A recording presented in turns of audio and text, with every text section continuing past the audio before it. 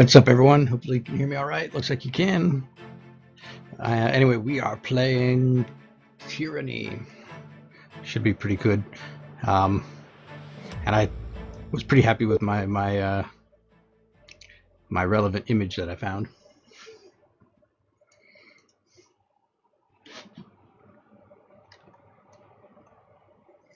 Anyway, let's get started.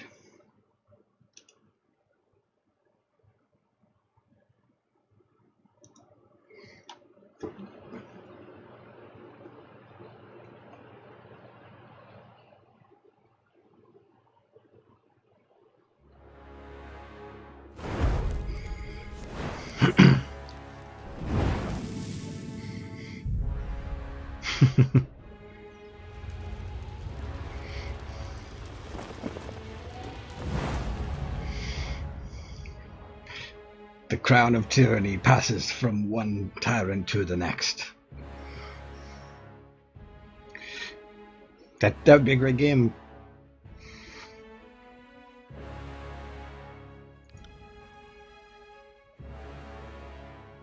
Oh shoot! I guess that would help, wouldn't it? Game overlay.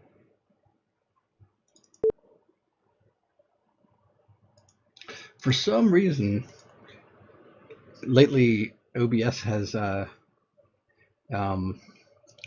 decided, like, whenever I switch from preview, whenever I'm setting everything up, whenever I'm ready, I'll turn that off and switch to actually streaming, and it will suddenly decide to scramble all of my settings and to forget like half of them, and to like break stuff. Like today, it also decided to change my window from one window to the other, so it was showing the wrong chat. And it's done that a couple nights, but it's kind of just random. Anyway.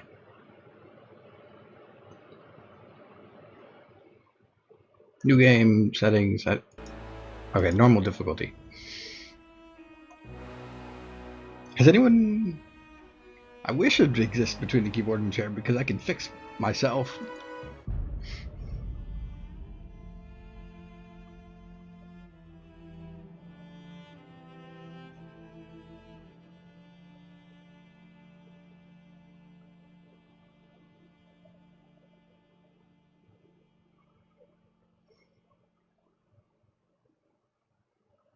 Loading.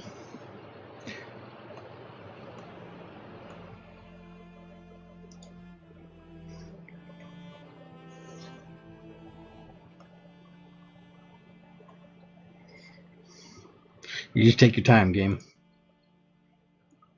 Or you can crash. I'm gonna tell it to wait for it to respawn. Hopefully it'll come back. Has anyone played this yet? I think Shard downloaded it, but I don't know if you've actually played it. I know Fames has played it. This game is actually from Fames' account, so thank you, Fames, for tonight, even though you're not watching. I'm gonna restart the game.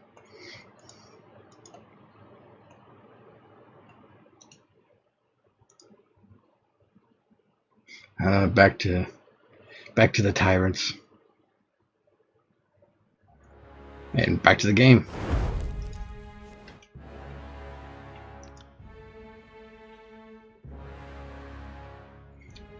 Fames, show yourself.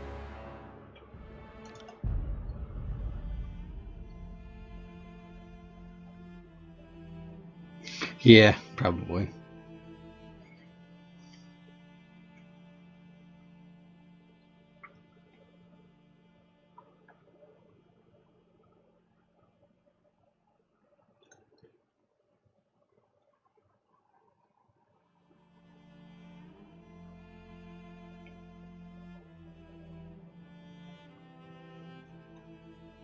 Alright, game, come on, you can load. Yay!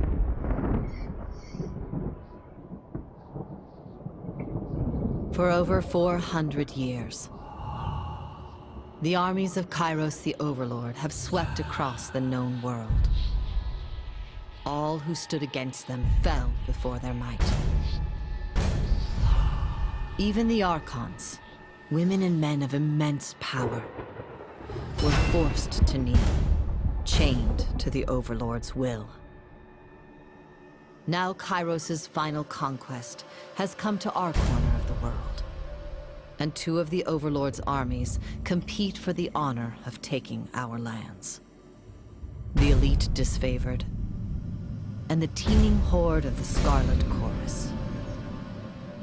The voices of Nerat, spy master and Archon of secrets, guides the fierce and undisciplined masses of the Scarlet Chorus.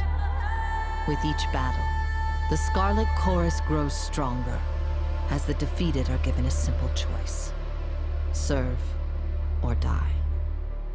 Graven Ash, Archon of War and the Overlord's most loyal general, leads the disfavored. Though small in number, Kairos' ironclad legion has never met true defeat in open battle. Watching over the two generals is Tyranny, the Adjudicator, Archon of Justice, eldest of Kairos' minions. Tyranny brings Kairos' laws to newly conquered lands, aided by the Fatebinders, judges and executioners of the Overlord's laws. You were among the youngest of the court of Fatebinders when Kairos' armies came to our lands. How could we have known that the fate of thousands would rest in your hands? How could we have known? In my hands? And I'm here in my underwear, okay.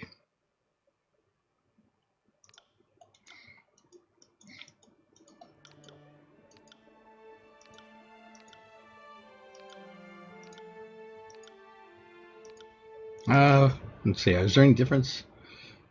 Something changed. So this is interesting. In the southern lands of the tiers, only men may own or captain ships, but real estate is restricted to women.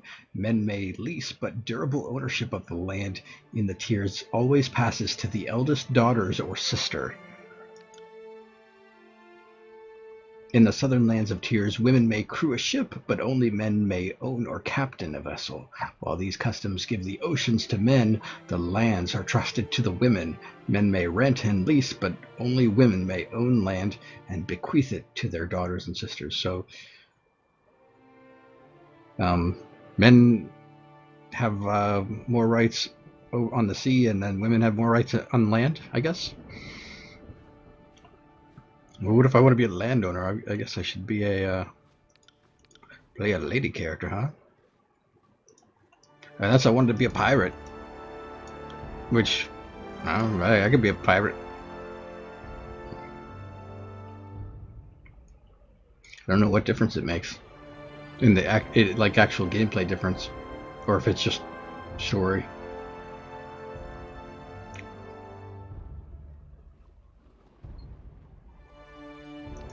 All right, with the ponytail, Mel says so. We'll go for it.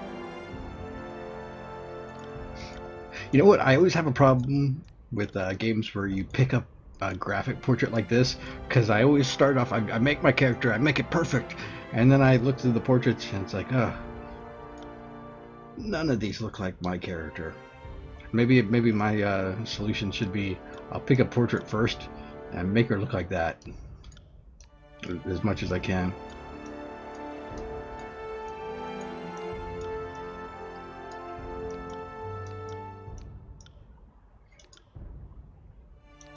She's like she's a fighter. That's some sort of mage. A dual daggers. Oh, she fights with a sword and fist. She looks like a soldier type. Another mage. I think I'm gonna do something just simple and I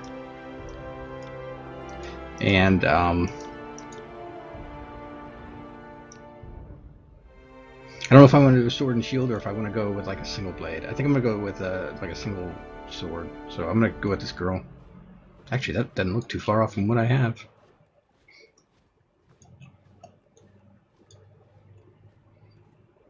Except I need to change your eye colors. Ooh, my voice. Moving cautiously. My wounds are slowing me down. See that? Nope. Trouble is afoot.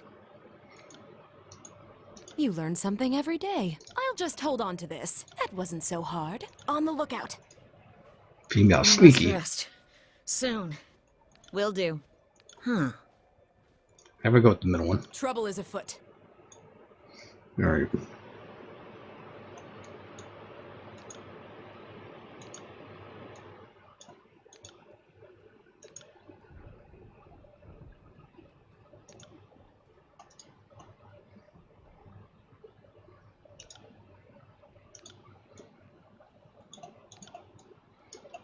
Pretty good. Alright, how did you join Cryos' army?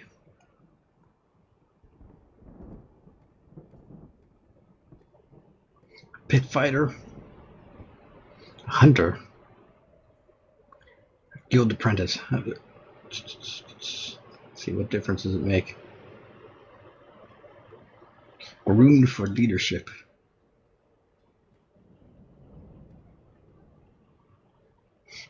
Accused of a crime you most certainly did commit.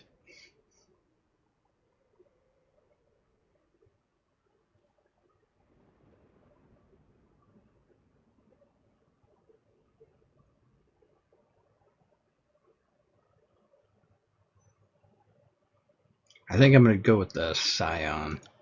Seems like a... Oh, do I have a pony? I don't have a ponytail. Can I go back and move? I just remembered to... Let's see. Here we go. We're looking for the ponytail. There's a ponytail. It's a braided ponytail. Do we have any other? It's a ponytail plus.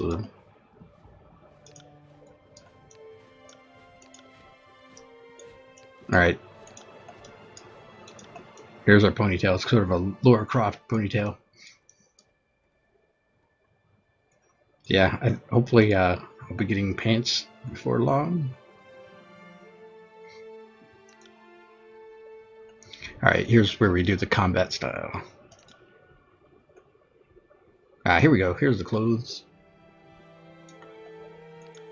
All right, great sword is I think what I want to go for. What are the other options? Oh, we can do a short bow. Oh, that's a cool looking outfit.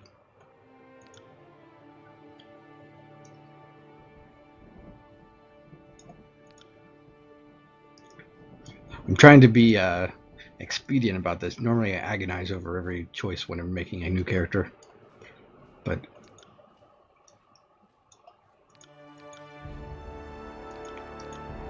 unarmed attack. That's like it must be a monk or something.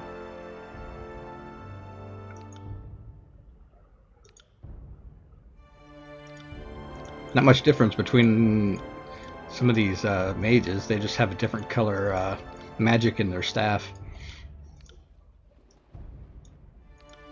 Javelin sounds pretty cool. But I think I'm gonna go with I don't know.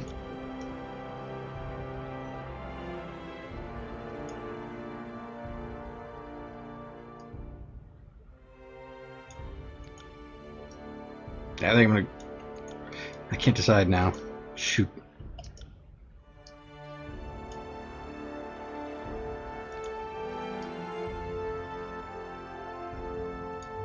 All right, I'm going with my first.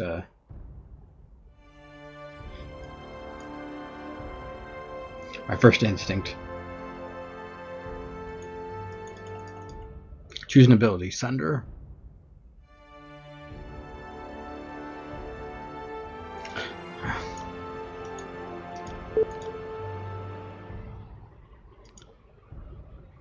Or cleave.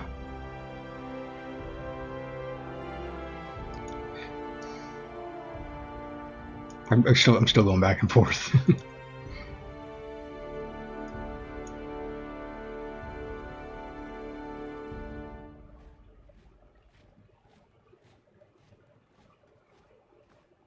So this one's an AoE, and this one's a big single target. I think I'll go with the single target for now.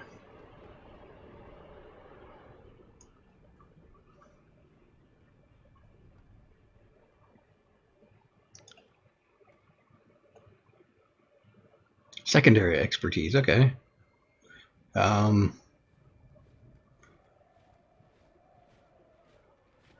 think for my secondary expertise, maybe I'll mix in some magic.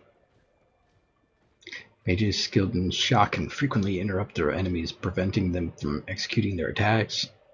Frost magic focus on slowing enemies. Drains the skills and attributes of your enemies, weakening their attacks and making them easier to kill.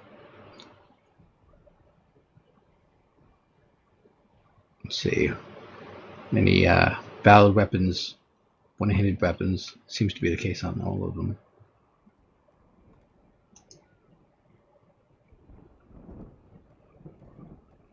I'll go with shock for my secondary. Wait, what is a vigor?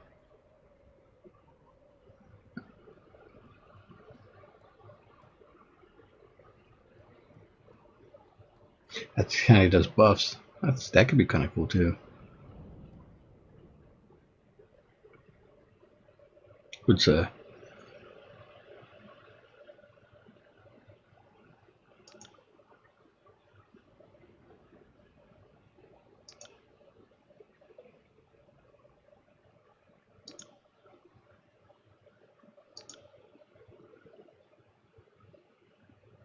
know what? I think I'm gonna go with atrophy. All right, character colors.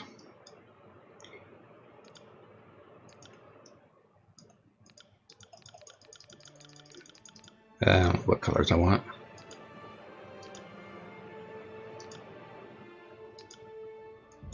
I don't know. Do you get to choose if you're good or evil, or are you just automatically evil? Maybe my pants should run red with the blood of my enemies.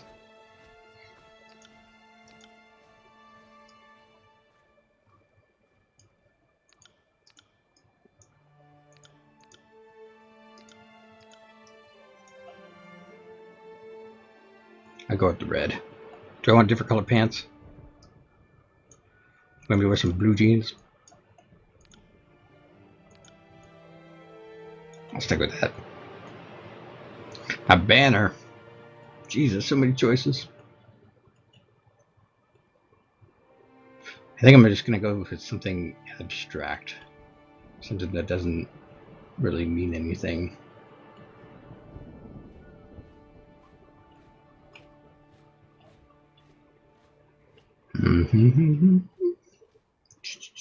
That looks good.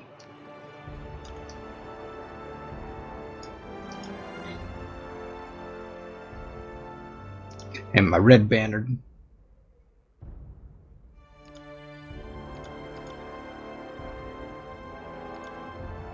What's your name? Jahandra. Okay.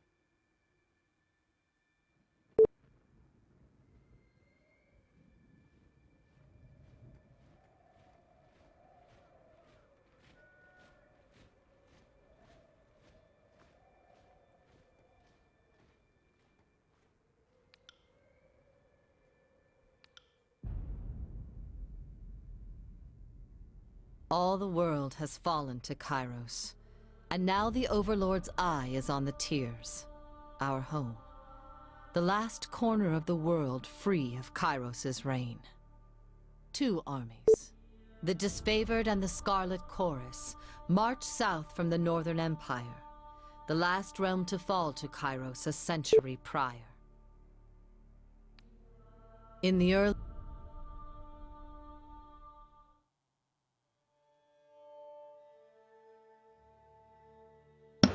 Oh, when I moved the mic, I accidentally hit the mute button. It's an easy button to hit by mistake. During the conquest, you will decide your character's actions during Kairos' invasion of the Tears.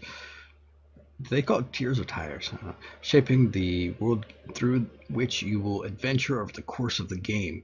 Each choice you make affects how your character and how major factions of the Tires respond to you. Your decisions matter. Choose wisely. Okay, I think I'm glad I chose this. Seems to be important.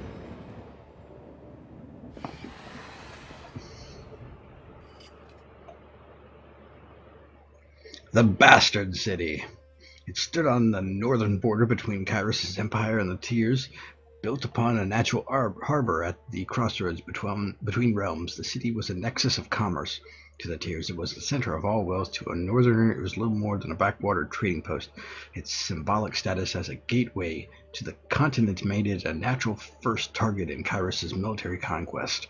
Circumstances were ideal for you to prove your worth as a soldier in Kairos' armies. Taking the city would send a message to the rest of the Tears. Kairos' will is insurmountable.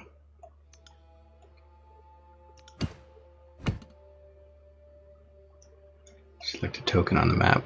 Infiltrate the Tears. in the first major engagement of the war.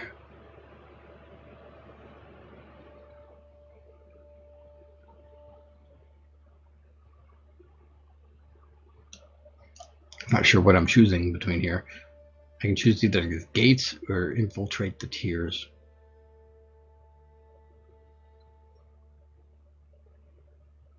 I guess we'll try the gates. Took the battle to the gates, trumpeting the opening call of the conquest of the tiers. The two armies, the disfavored and the Scarlet Chorus, brought their distinctive sense of order and chaos to the assault. You went to battle alongside the army whose approach best suited your strengths. I think I'm going to go with the disfavored. They were the ones that, there weren't that many of them, but they were really great fighters, I think. Standing shield to shield with Kyrus' ironclad elite, you advance on the mercenary army purchased by the nobles of the bastard city. The Legion wanted to send a message to the tiers that superior breeding and disciplined training would win the day. So they're like Spartans. You rush with the chaotic mass. Yeah, that's like a mob. I think I'll go with the elite soldiers. Pretty much. Bastard City learned too late that a military is earned and never bought. The mercenary army quickly found themselves outclassed by the superior tactics and formation of the disfavored. Those few who lived to the end of the battle were rounded up, the weak executed, and the strong enslaved to haul the army's wagons on the journey south. Hey, there's your board physics.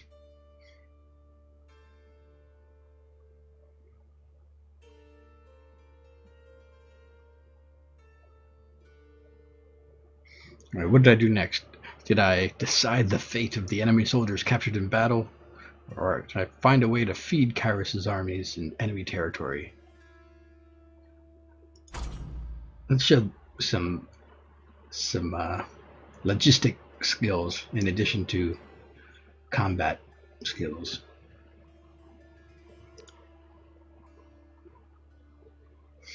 Did I feed them by authorizing the disfavored troops to confiscate food and supplies from the traveling merchant caravans? Or authorizing the Scarlet Chorus to send their horde out to pillage from farms and villages, spreading the infamy of Kyrus' army? So, man, either one's a pretty terrible choice. There's not really much difference. Either, whatever.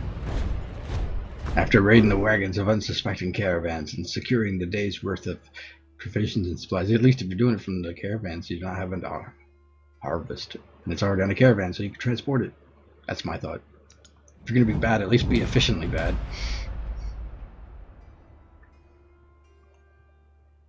The armies of Kairos amassed around the bastard city, the first bastion of the tiers to fall. Both armies longed to storm the walled outpost, the Scarlet Chorus howling for plunder, and the disfavored forming an unbreakable shield wall. Your prowess on the field of battle had carried them this far, but there was one more step before total victory. Both of the armies had inspired schemes to take Bastard City. Which did you support? Alright, how are we going to take the city? You join the disfavored vanguard in direct assault upon the city gates. No fortification would stand before the unstoppable legion.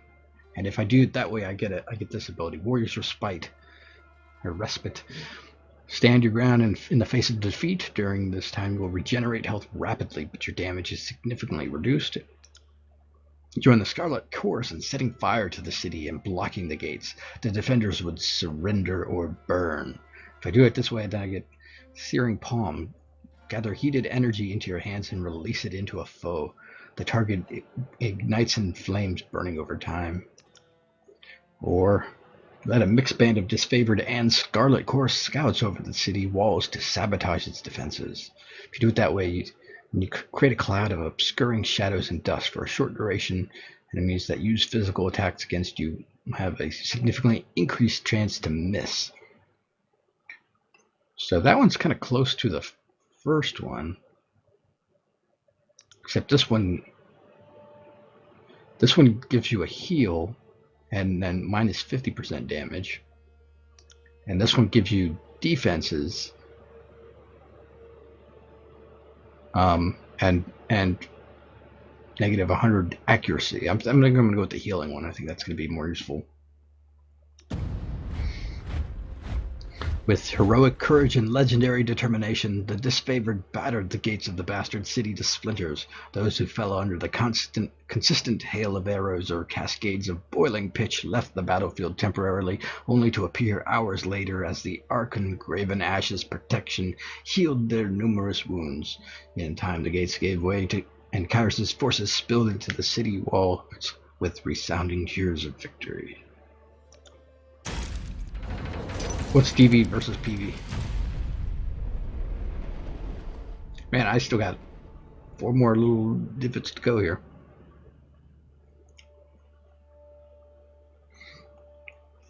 Settled into a new state of normalcy with every tower displaying Kyrus' banner. Your name was whispered alongside rumors of a decorated career to come. The armies divided into 2 fronts and migrated south. Tunan sent word that you were to join the next frontier of Kyrus' conquest, either as judge and overseer of the settlement of Lethian's Crossing, or as a war advisor with the armies advancing into the realm of Apex. I'm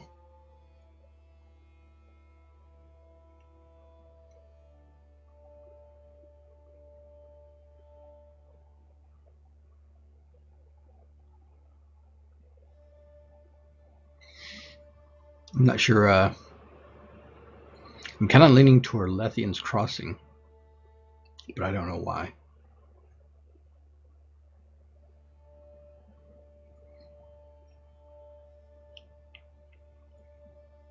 Judge and overseer, or as a war advisor. I think war advisor sounds cooler, so I'm gonna go with that. Although it could be fun judging. If I was role playing as King Judge, I could have gone with the first one.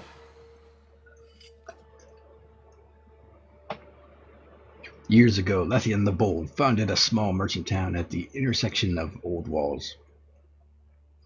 Blah blah blah.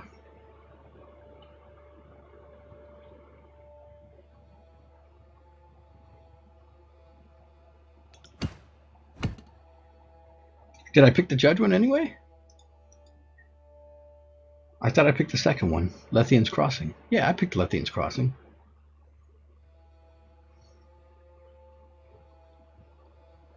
Alright, I can either find a clever solution to improve production of iron weapons and armor, or I can... The Archon of Song's power ensnared the mind of a disfavored soldier. The Cult of Surin. I think I'm going to go with the logistics one.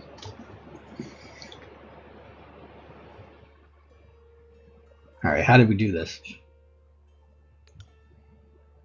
Scarlet Course took refugees from the recent influx and forced them to serve in the military. He repurposed these individuals to haul wagons of iron.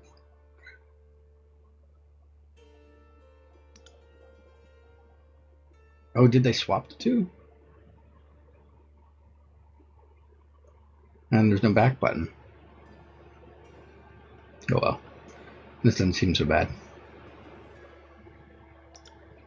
Or I can conscript help from the local tribe of beastmen. Their strength would more than offset their disobedience. I'll go with that one. Well, they don't seem like judging decisions either.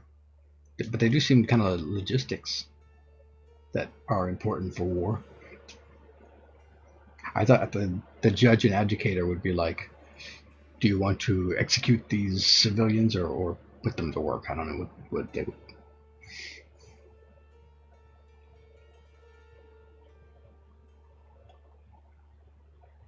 Anyway, the Scarlet Course were overjoyed to learn of the Beastmen conscription and graciously lent their support to your cause. Poor Beastmen.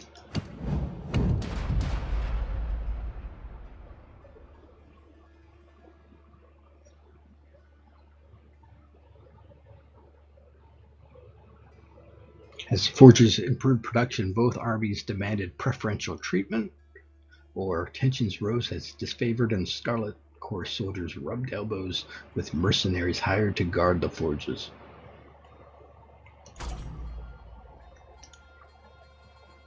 I can segregate the mercenaries. Engage in combat games and challenges, and allowed laws against revelry and merriment to go unenforced. Those who won the contest took a greater share of provisions. Sounds pretty awesome. Games provided an excellent opportunity to relieve tensions, settle disputes, and guarantee future cooperation between the two forces. Any grievances were resolved by ritual combat, messier than your education, but there's education, but arguably more entertaining for those outside of the arena.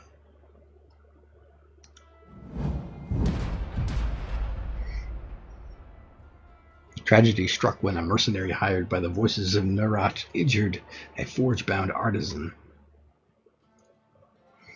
Okay.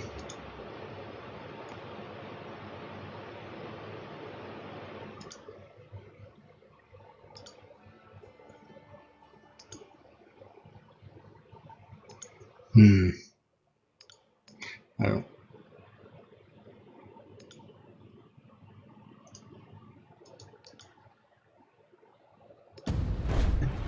I don't really know what the difference it's going to make.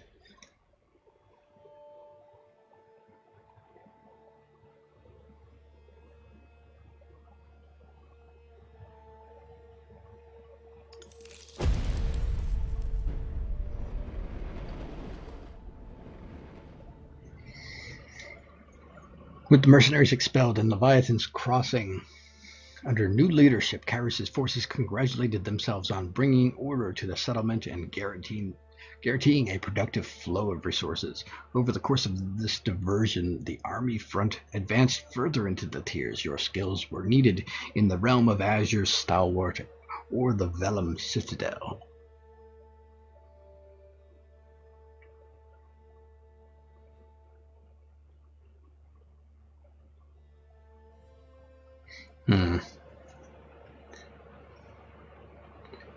Let's see.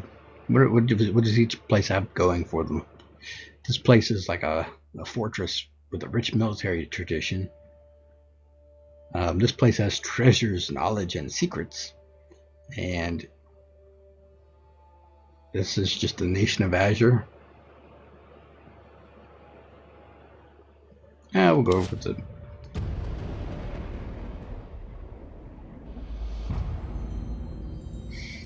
Alright.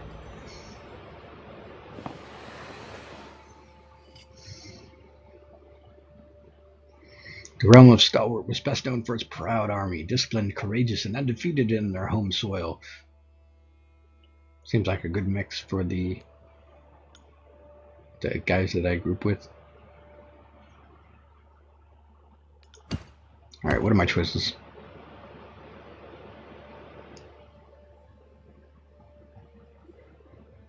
Tragedy struck when hungry Scarlet Corps soldiers appropriated disfavored supplies.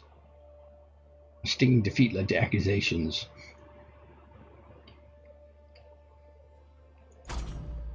Yeah, this is probably one of the longer ones I've had to do. Let's say, after defeat at the hands of enemy defenders, the Scarlet Corps accused the disfavored of recklessness. The disfavored claimed the Scarlet Corps brought too few soldiers to cover their flanks. Both armies refused to march until you gave a ruling.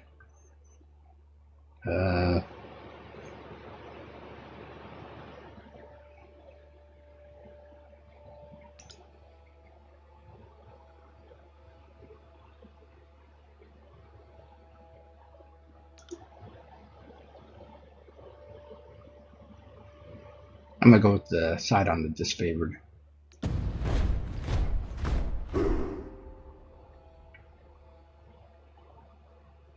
The soldiers hurled venomous accusations my way, challenging your impartiality and wondering where justice could be found. If not in Tunan's Fatebinder, they argued that reputation should have no bearing on the law.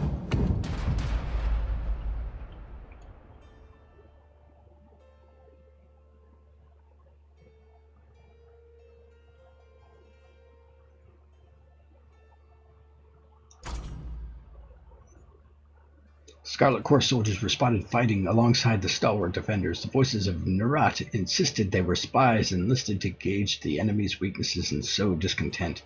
The disfavored accused the soldiers of treason and demanded bloody reprisal. The contentious armies sought your ruling on the matter.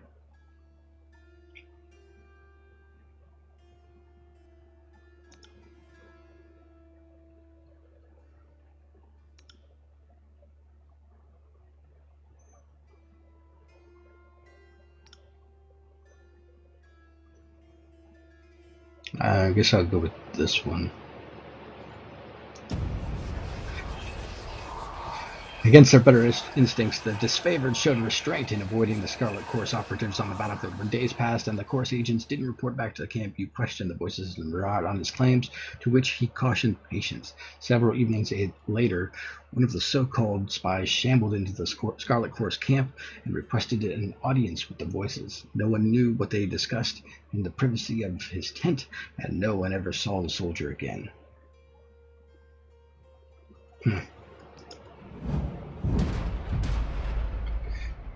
The disfavored carved a slow, steady path into the heart of Stalwart and surrounded the enemy's massive fortress. With the main bulk of their forces defeated, the enemy leadership retreated to their mighty fortress, content to wait out the war. The Overlord answered this impudence with an edict of storms on the peninsula, a devastating spell that would endure for as long as the cowardly hearts of Stalwart's leaders persisted in beating. Pleased by your efforts, Tanan deemed you the proper representative to deliver Kyros's edict. Aside from being given a 3-day window to read the edict, you received no other instructions.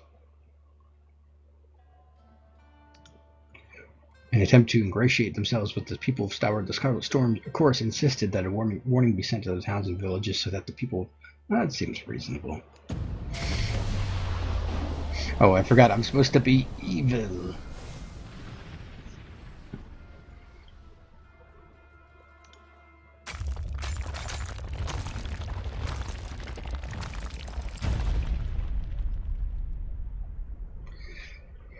The clear skies darkened as you read the final words of the edict. A flurry of wind and rain whipped through the rolling plains and craggy canyons, turning rocks, uprooted trees, and hapless soldiers into hazardous shrapnel. Armed with a measure of foresight, you were able to remove yourself from the area before the storms grew more violent. Over time, nearby communities have told of cyclones consisting of thousands of soldiers' worth of limbs, spears, armors, and skulls. What's more, the weather showed no signs of dissipating. The name Stalwart fell from use. People took to calling it the Blade Grave. Interesting.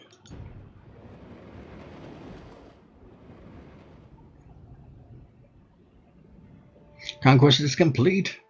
You've reached the end of the conquest. No, I don't want to start over.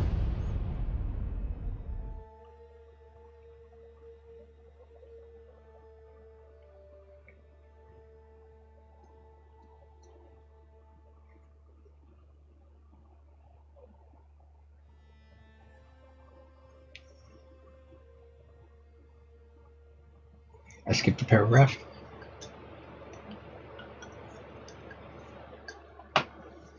That's alright. We need to get to the game. What time is it? The year is 431, and Kairos' invasion has shattered all major opposition in the tiers. The Younger Realms, the Bastard Tier, the Free Cities. All who defied Kairos lay broken by battle, or bowed in surrender. The two armies of the Overlord, the Disfavored and the Scarlet Chorus, now control our lands. But our will is not yet extinguished. Not entirely. In the Valley of Vendrian's Well, those of us unwilling to bow to Kairos have banded together in defiance. Violating an oath of surrender from 2 years prior, we have staged a bloody uprising, murdering the Disfavored and Scarlet Chorus garrison in a midnight assault. With their main forces spread across the tiers, the Disfavored and Scarlet Chorus redeploy to Vendrian's Well to crush the resistance. But months pass with no definitive battle. As disagreement and discord paralyze the Archons, we bide our time and wait for our message of insurrection to spread across the tiers. She does pronounce it tears. The Overlord is not amused. And Kairos has one message for the Archons. Crush the Oathbreakers, or die. Kairos backs this threat with an edict. A magical commandment that can slay all in the valley should the order be ignored. The honor of proclaiming this edict fell to you. Sent across the mountains to Vendrian's Well, you carry the Overlord's edict to read before the Archons. As you finally make your way through the winding mountain passes into the valley, the ground trembles, and Kairos' magic seals the way behind you. You are trapped in Vendrian's Well, with Kairos' armies and the Oathbreakers. The only way to survive is to fulfill the terms of the Overlord's edict, in any way that you can.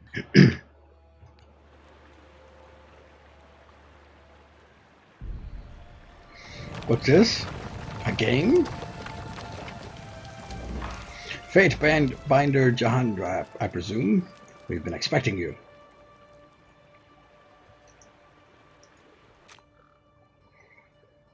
The Overlord be praised. When I heard the avalanche, I feared the valley was sealed with you on the other side. The disfavored warrior claps her gauntlet to her breastplate, the traditional salute of her legion.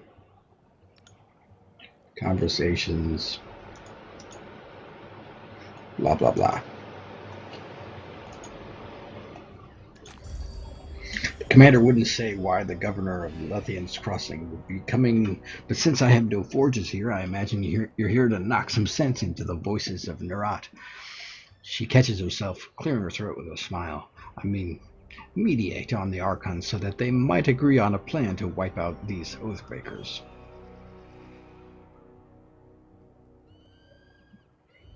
I could glare silently. I'm in a hurry to deliver a message. I'm like, or lure 20. Can you hear that hum in the air? Ooh, the Overlord has sealed the valley. I'm gonna glare silently. Grrr. A nervous smile creeps over her as she waits for a response that doesn't arrive. I'm asking questions beyond my station. She dips low, trembling as she bows. Forgiveness, please. Well, you've traveled a long way. I won't keep you further. I'm sure the Archons will want to hear from you at... Her voice falls silent, her attention snapping eastward with alarm. Did you hear that? More runners. Third time this week. The Oathbreakers keep trying to send messengers through the mountains to gather help from outside the valley. She points over to the collapsed path by which you arrived. But they're a bit too late for that now. Come, let's show these Oathbreakers a good fight.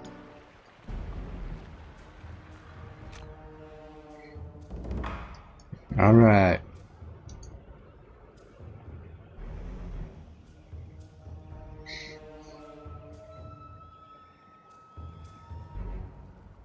Let's do some sundering.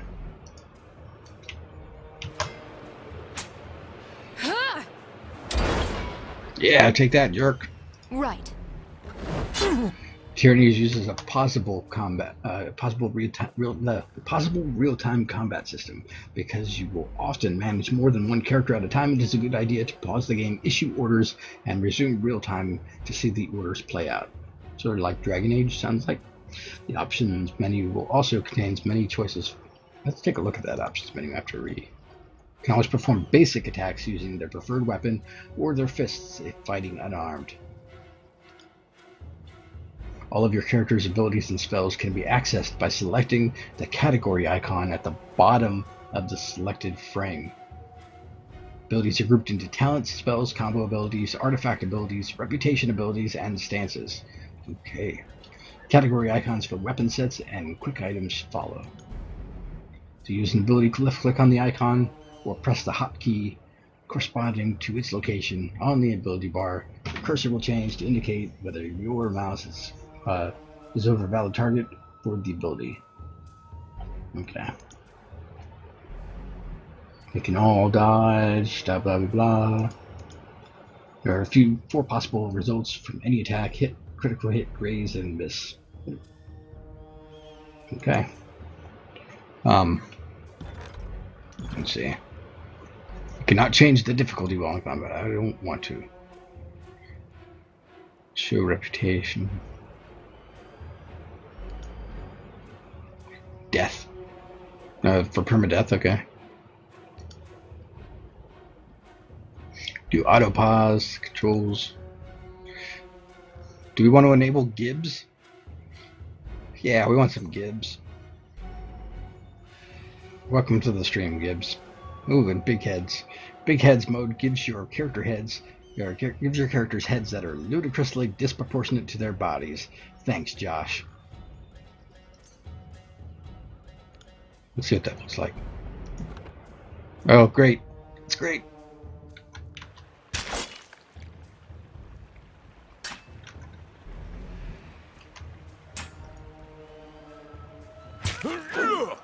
Can I move the camera?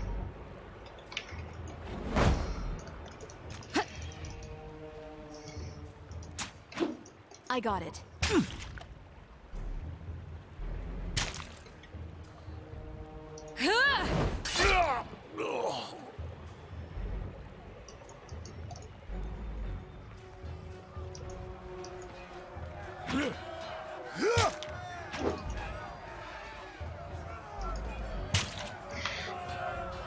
Squeeze through the gap, or I don't have enough legs, so don't squeeze. Squeeze. I got it. I got it.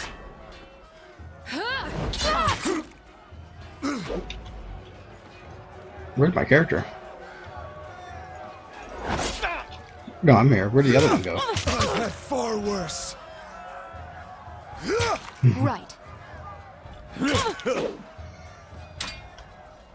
On it. Yeah. I got it. I got it. Take that.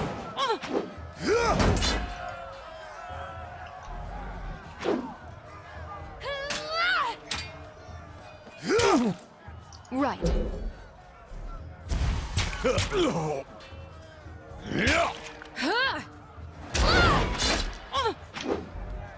On it.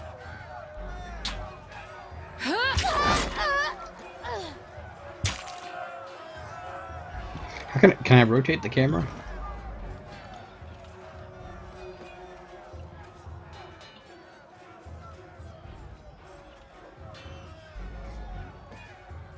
Looks like I can only rotate it. Okay. Alright, I can only pan it. I got it.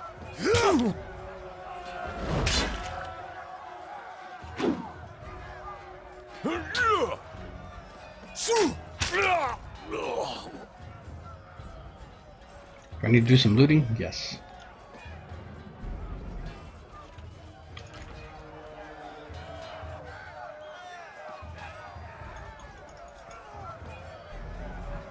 What's up, dude?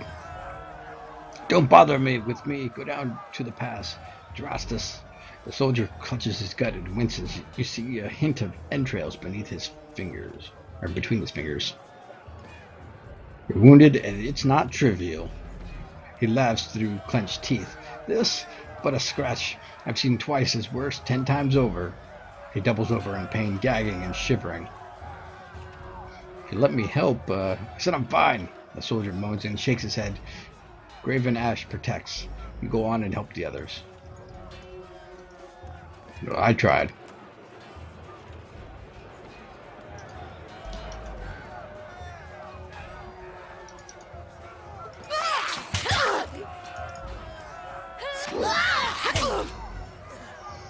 Try and catch me, worm. A young Scarlet Fury weaves around the Vendrian guard attackers, avoiding the weapons with fluid grace. She nods to acknowledge you. Sun Soldier, a breathless enemy soldier, passes a glance to our countrymen. This one's crazy.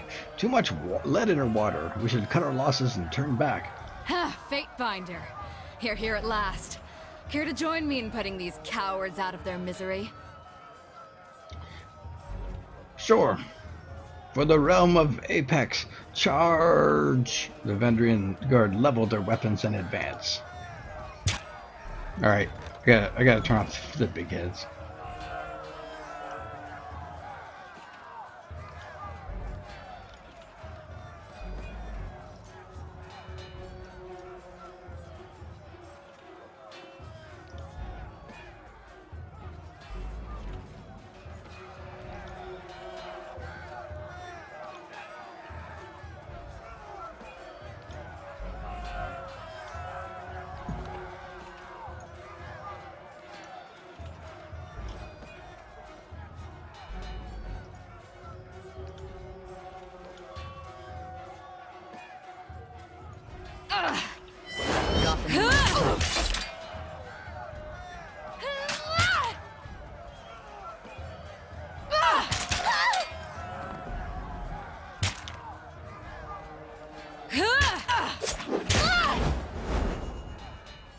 So now that I have her in my party, I can do this ability that coordinates with her to knock the target prone.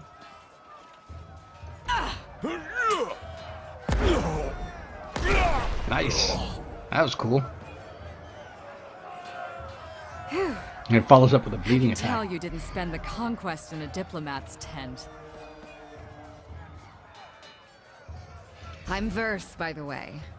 But there are more important things to take care of than introductions.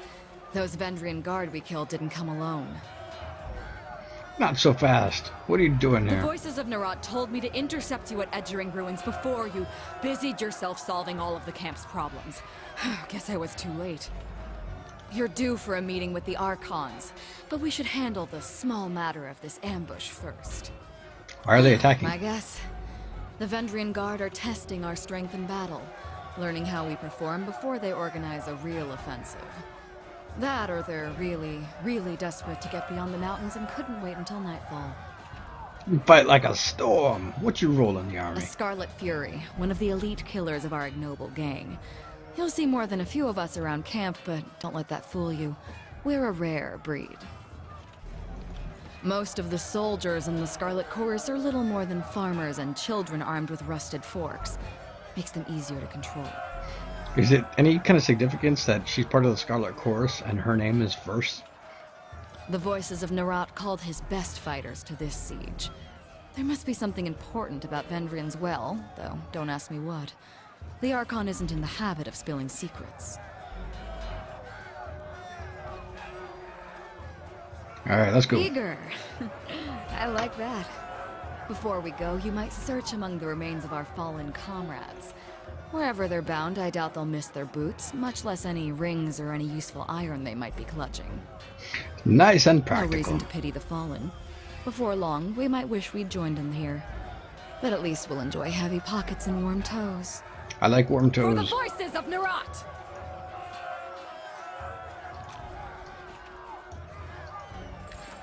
Loot. Gotta hide. Scroll. Lesser healing pot. And a helmet.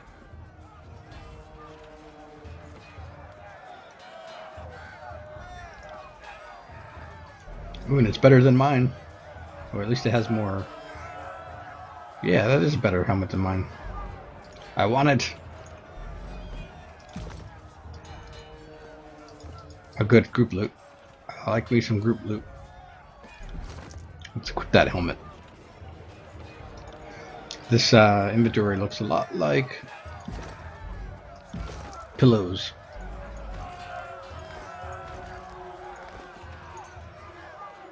Hey, we gotta let that ponytail fly.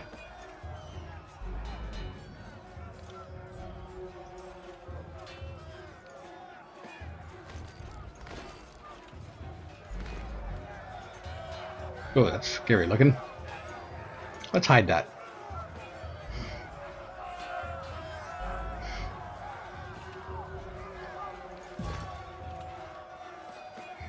Where do I change weapon sets easily? There's probably a button for it.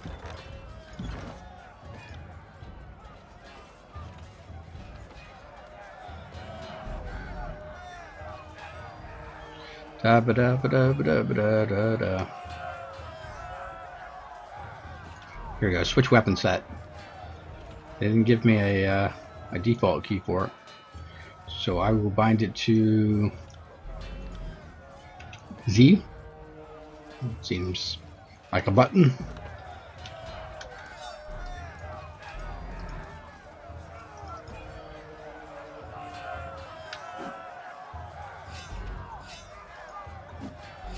My skills don't change whenever I change the weapon. Maybe that doesn't... They probably explained it in one of those things that I skipped. Oh well. Sorry, I can't. Yes, you can. I got it. Sorry, I can't.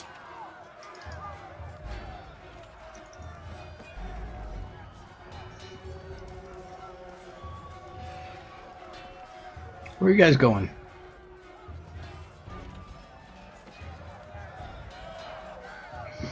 Eyes forward, no looking back. The Vendran Guard warrior roars with his falx head high, his words largely lost over the din of combat. Stand aside, or your funeral will be over. The side of the bluff. Seeing you squarely on his path, the soldier points his weapon your way. There's no escape. Gain minor wrath. I like it. And for Oathbreakers, no surrender. Then we'll settle this with bronze. The warrior points at you, ordering his men to advance. These fools don't know when to stop. I like that. Charge! As he signals his men to charge, the sound of chanting rises from the south, drawing his attention. Reinforcements! Hurry!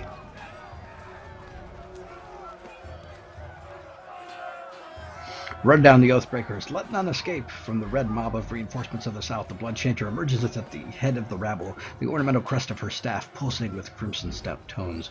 Signing signals of magic and wordlessly moving her mouth, the Blood Chanter scribes a series of spells into the air. A red glow surrounds the Vendran Guard warriors as the Chanter's magic worms its way into their minds, blinding them with rage. Hold positions, all of you. You there, keep to the path. No, don't engage them. We need to run. The warrior reluctantly engages his weapon. Alright, when you have companions in your party, you are able to execute unique and powerful abilities called companion combos. I already saw that. When a companion combo is activated, you will see that icon above each character's head.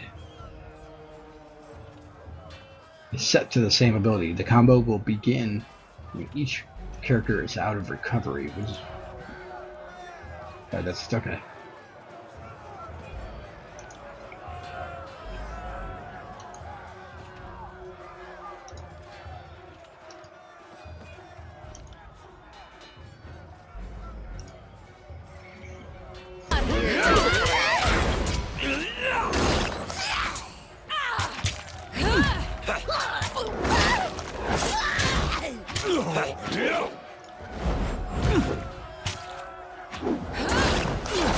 Damn thing couldn't pierce cloth.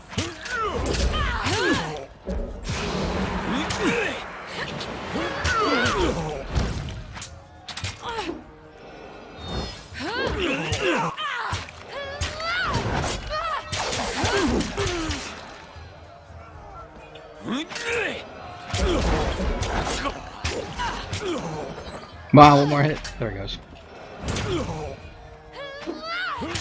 Oh no, did I fall down? I've fallen and I can't get up. Not a problem, boss.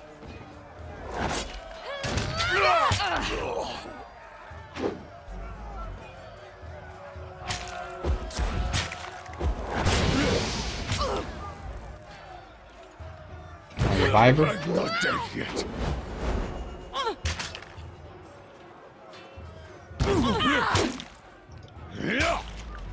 I'm on it.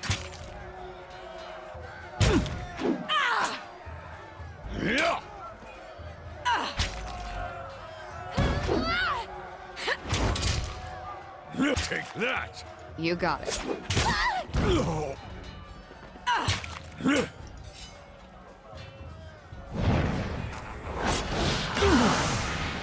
Yeah. Hope you like being on fire. They won't even.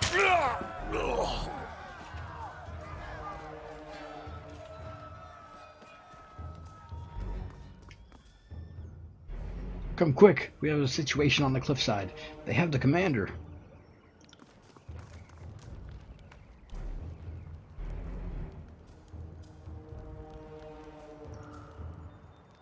So is there a any kind of blasting penalty to getting knocked down? I can't tell. On the lookout. Stealth toggle.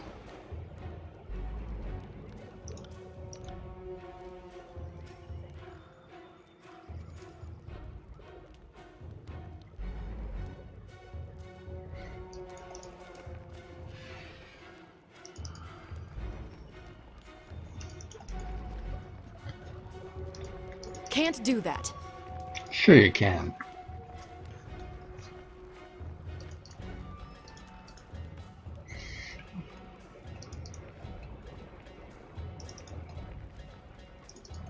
What's up, dude? What are you doing? You'll draw attention to me.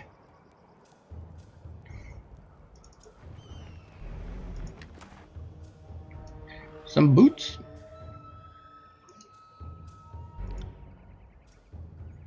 They're better than my boots. They have less recovery and less deflection and less disengagement defense. What is that? Can grant bonuses to a character's defense against disengagement attacks. When a character is engaged by an enemy and moves away, their disengagement defense provides a bonus to the defense type that they use to resist the... That's weird.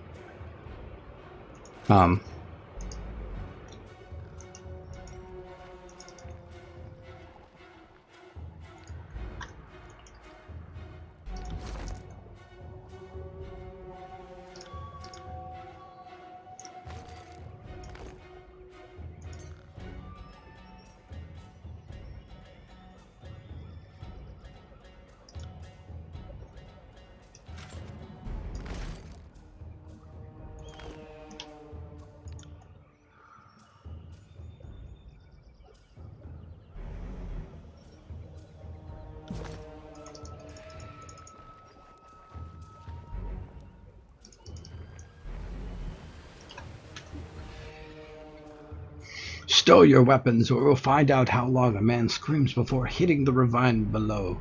Ravine, cornered between a precipitous drop and a band of angry soldiers, the Oathbreaker warrior holds a disfavored officer at knife point. Skewer him, worry not for me. Graven Ash will protect. The disfavored officer winces, blood seeping from the seams of his bracers and cuirass.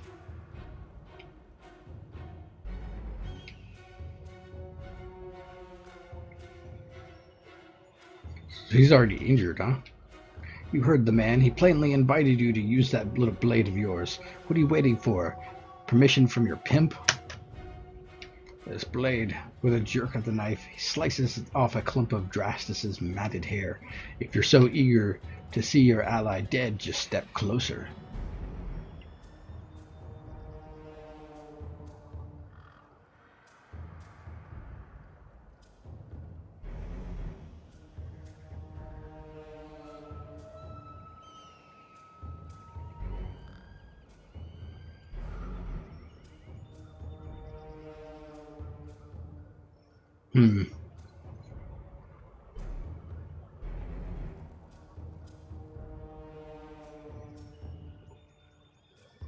Release the prisoner, you might know that. And I'm sure that cell will have daily visits from Scarlet Chorus Cads thirsty for a bit of torture. He shakes his head, pulling the captive closer. I'd rather take my chances with death. Now that's unfair, I assure you. It's more a hunger for torture than a thirst, but you are correct. We have no charity left for those who have laughed at our mercy once before. If you fools won't deal with them, maybe I will. Whatever you're thinking, don't. Not until Commander Drastus is safe. Okay, so that kind of just took me full circle.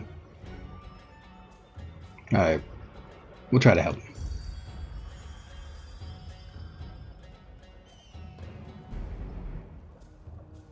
He dashes the blade across Drastus's throat. Blood gushes out from the commander's neck, drowning out his final words. Tyrael points Tyrell points the bloody knife toward you. Death to Kairos. Death to the Archons.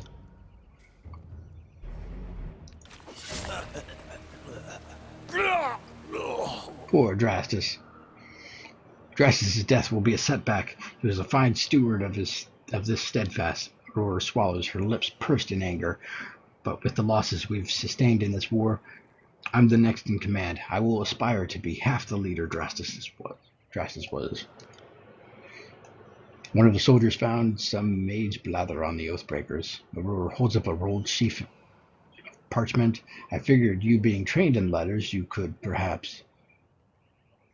She looks down at the papers, her face blushing, and quickly thrusts the sheaf toward you. All that training and nobody taught you to read? Alright, let's examine the parchment. Reading the same message in very different written scripts, the parchments explain the Vendrian Guard's desire to overthrow Kairos' Archons and rout their armies from the tiers. The pages aren't addressed to any specific reader, but rather openly invites all who remain loyal to the younger realms to gather at Vendrian's Well. Recruitment material. They were trying to bring more traitors to the fight. There were likely other groups trying to flee the valley, but we can rest knowing we stopped this group. A shame it's at such a high cost. The Archons are expecting you at the disfavored war camp. When you're ready to leave, exit by the southeast gate and keep going that way through the foothills.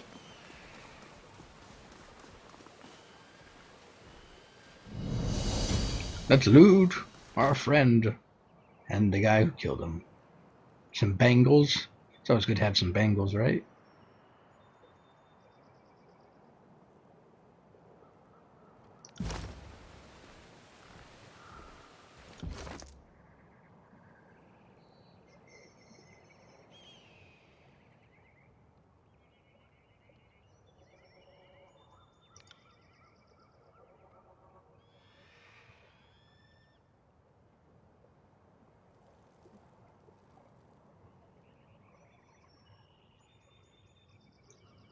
$14 and $18. I'm not sure what a falx is. Is that a dagger? It looks kind of daggerish. Or maybe a longsword? It can't go into the alternate slot, so it must be a one-handed weapon. Oh, two-handed weapon, okay. Well, then I may be able to equip it. Okay. It looked like a dagger of some sort, so I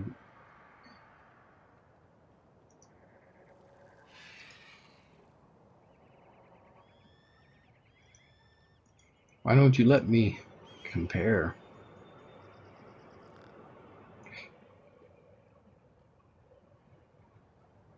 My greatsword is 13 to 17 slash. Blah blah blah. So this one's bigger, so I'm gonna try it out.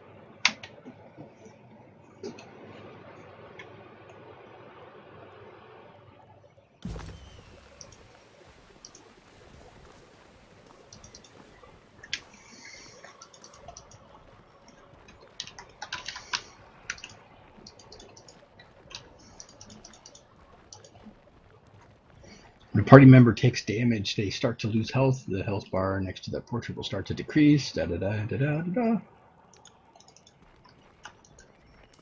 Sorry, I can't. Sure you can.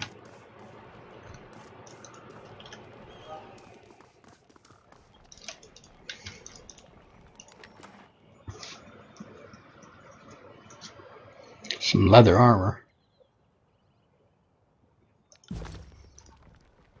I think that's better than what I got. Everything seems to be better than what I got so far. So let's equip it.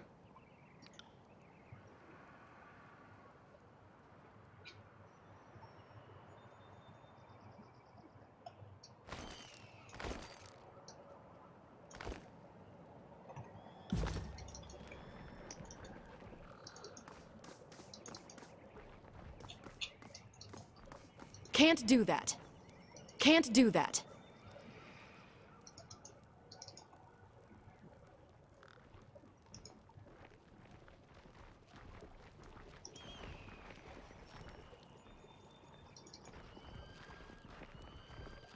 Where do I want to go?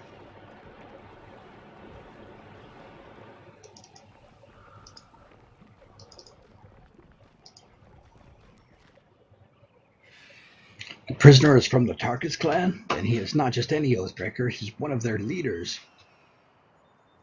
No mercy for those who foment rebellion.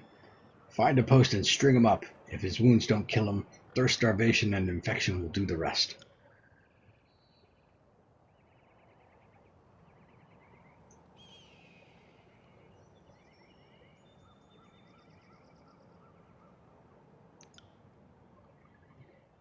They're arguing about what to do with him. Execute the Oathbreaker. One chance to surrender isn't enough. That gives you average favor with the disfavored, and wrath with the chorus.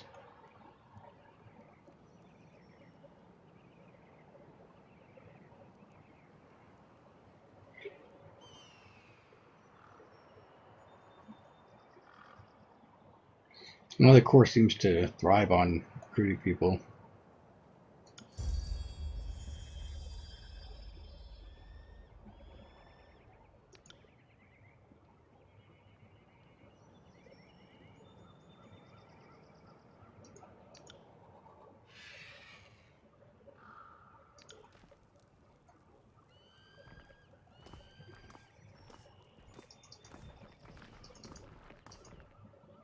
Fatebinder, what honor to have one of Sinan's court visit our humble holdfast. Need supplies? If so, you've come to the right place. How's trade? No profit up here in the past. That's Harshian Bronze's orders. But when we march out of the valley, I'm back on my own schedule, and here's hoping this year is good.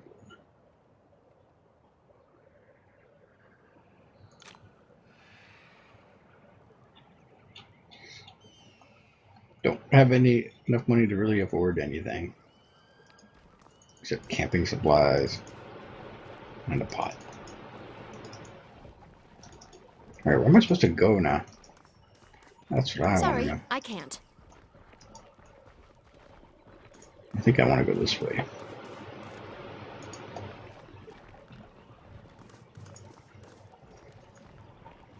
Hey, that guy's still alive. Told you I would pull through, didn't I? Yeah, I guess you did.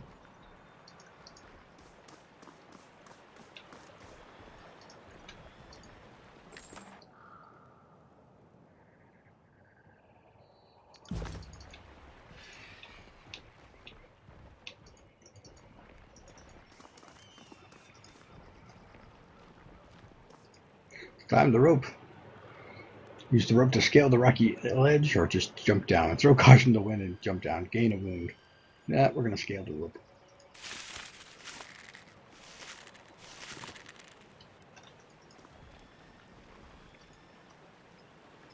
This memorial has been left to weather the elements for many months and has fallen into disrepair. Resting at the top of the memorial is a small weather-beaten enclosure with a rusted torch inside. Examine it.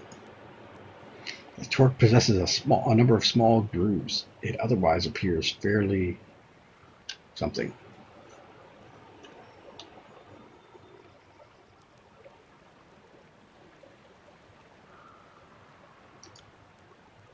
Fairly ordinary.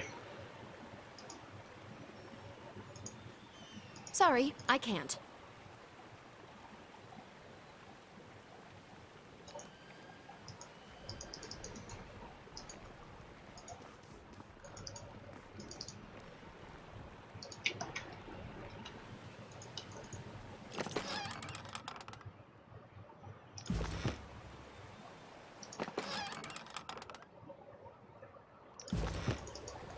What is subterfuge?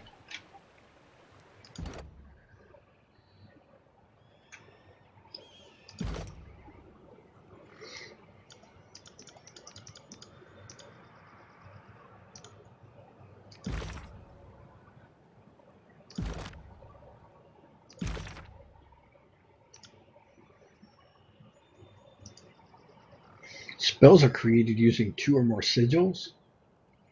Huh. You can create spells. Too begin creating a spell, select the core sigil for it. The type of magic followed by the expression sigil to determine what form the spell takes. For example, if you wanted to create a fireball spell, you would select the sigil of flame as the core, followed by the sigil of directed force to determine its shape. Spells have default names based on the selected core and expression. You can rename your spells using the spell interface. Huh.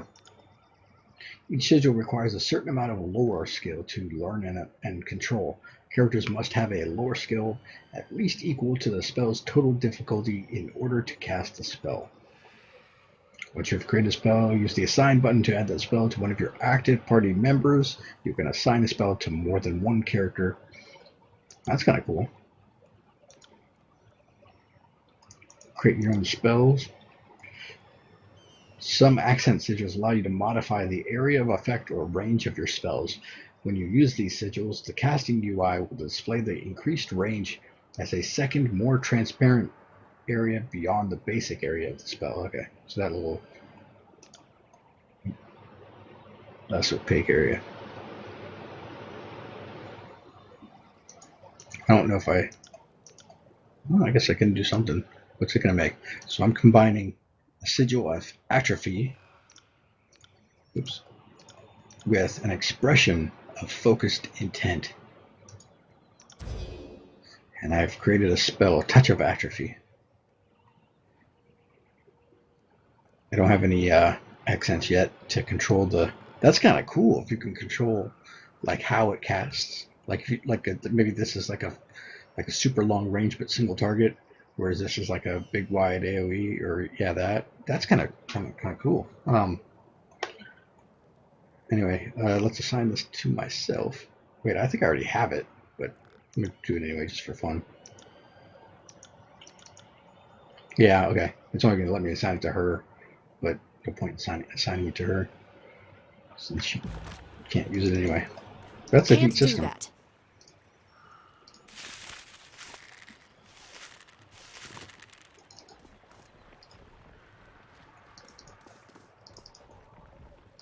All right. I guess I should figure out where to go. Just back to...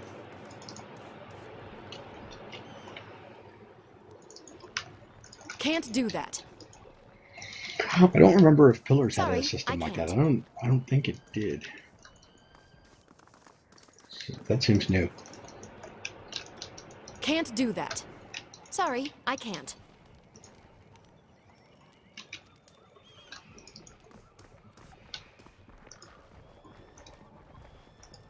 Let's talk to her.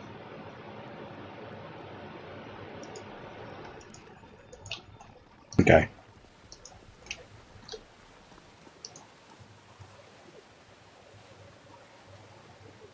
I once passed out with an axe sticking from my shoulder. Woke up feeling fine. Oh, here we go. Sorry, I can't. No, Sorry, I can't.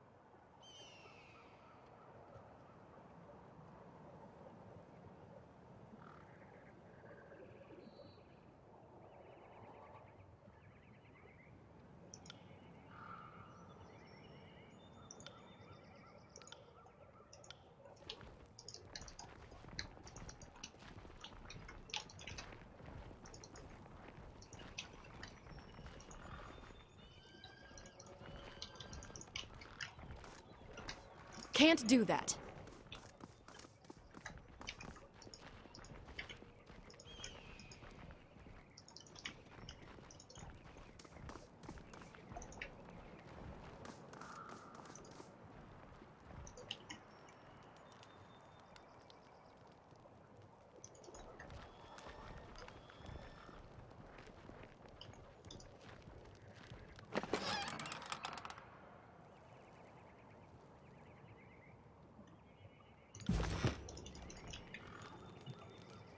Not happening.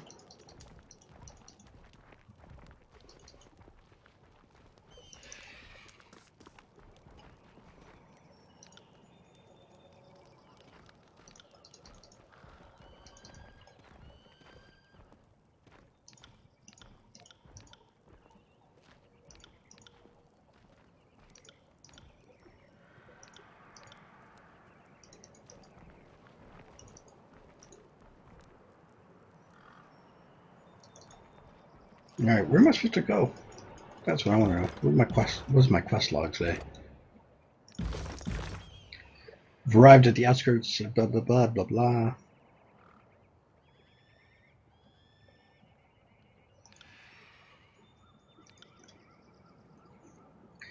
Make your way southeast through the Edgering Fort and travel to the disfavored camp where Graven Ash and the forces of Narad are meeting to discuss their strategy.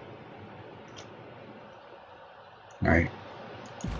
Is that where I am, or is that where I need to go? If it's where I need to go, how do I get there?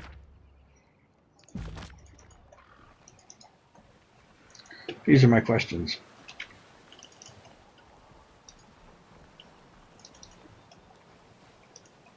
No dice.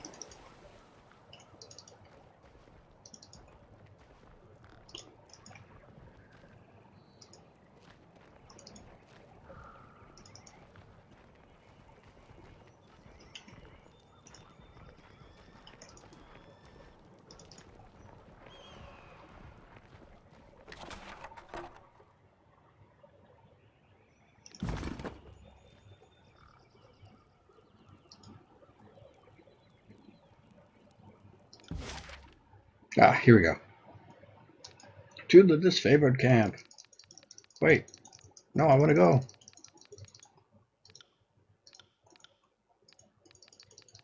Let me go. That's where I need to go.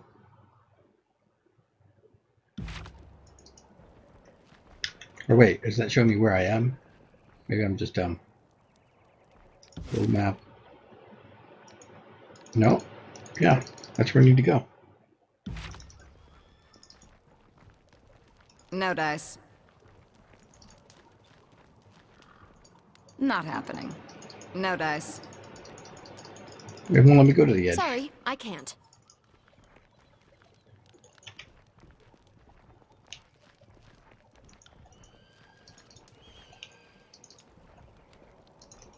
Maybe there's an edge up here. Sorry, I can't. If I'm already in pillars, you can just see the edges. Can't do that. Or it would Can't show you do like an that. icon. Or like the exit icons.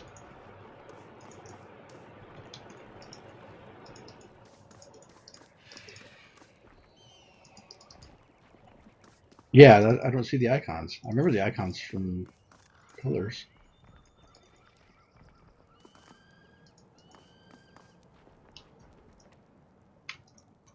Right.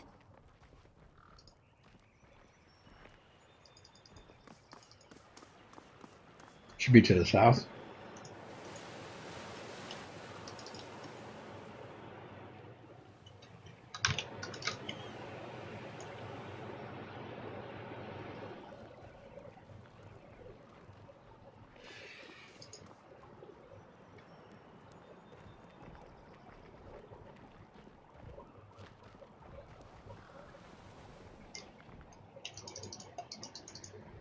What's this?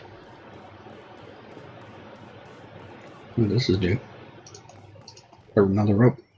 Oh, I don't have enough athletics to get up this one.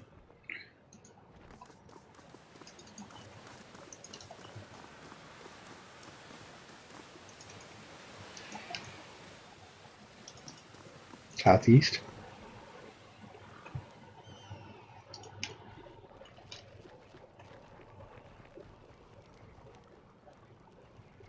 Sorry, I can't. There's no. Doesn't seem to be any path this way.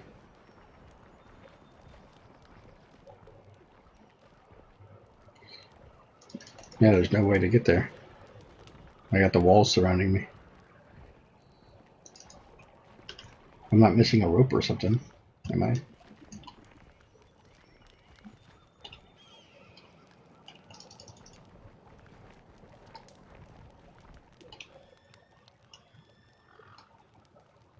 Just don't see the exit icon.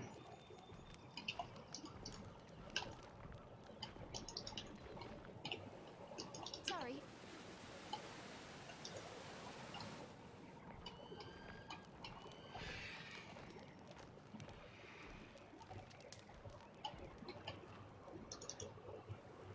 Nada.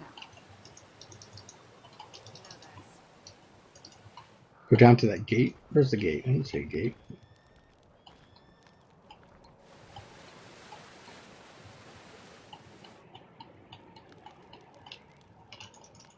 You talking about this thing here?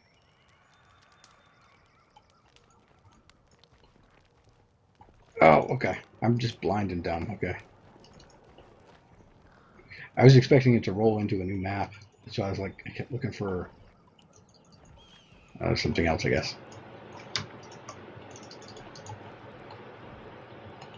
That's the icon I've been looking for.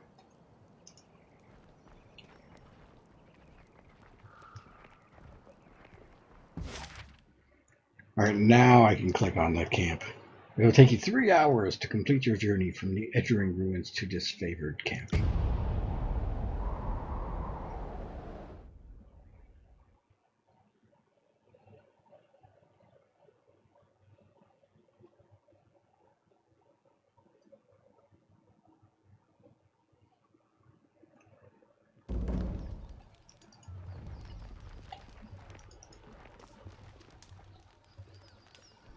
Yeah, I wish I could rotate the camera.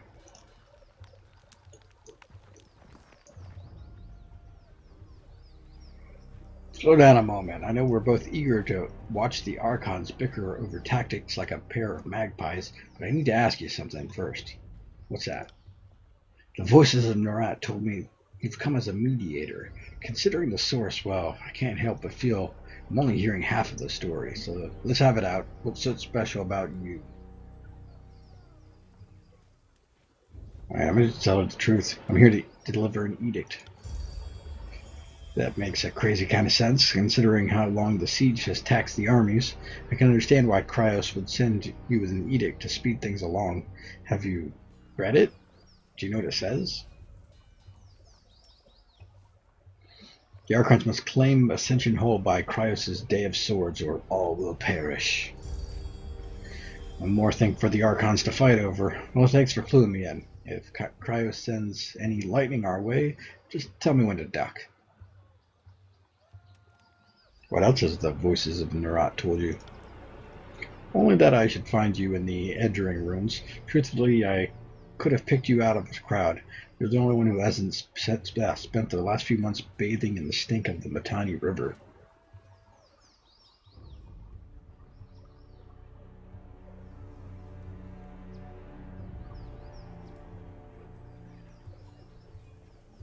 Alright, I really ought to be meeting with those Archons now. Wait, I'm asking why it's just a feeling I got.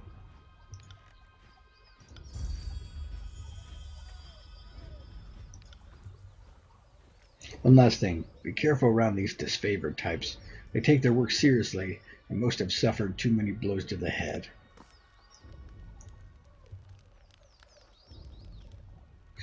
Look, that was one of my choices when, I don't know if that's what made it happen this way, but one of my choices was to get their food from the traveling merchant guys.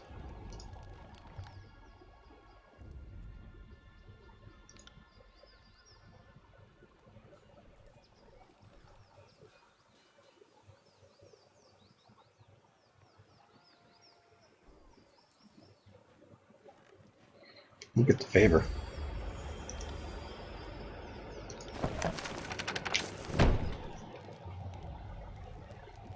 Okay. I got it. What do we have here? Step closer and present yourself. Graven Ash protects. Or glare silently. Go on in, the soldier. That's my favorite response. Glare silently.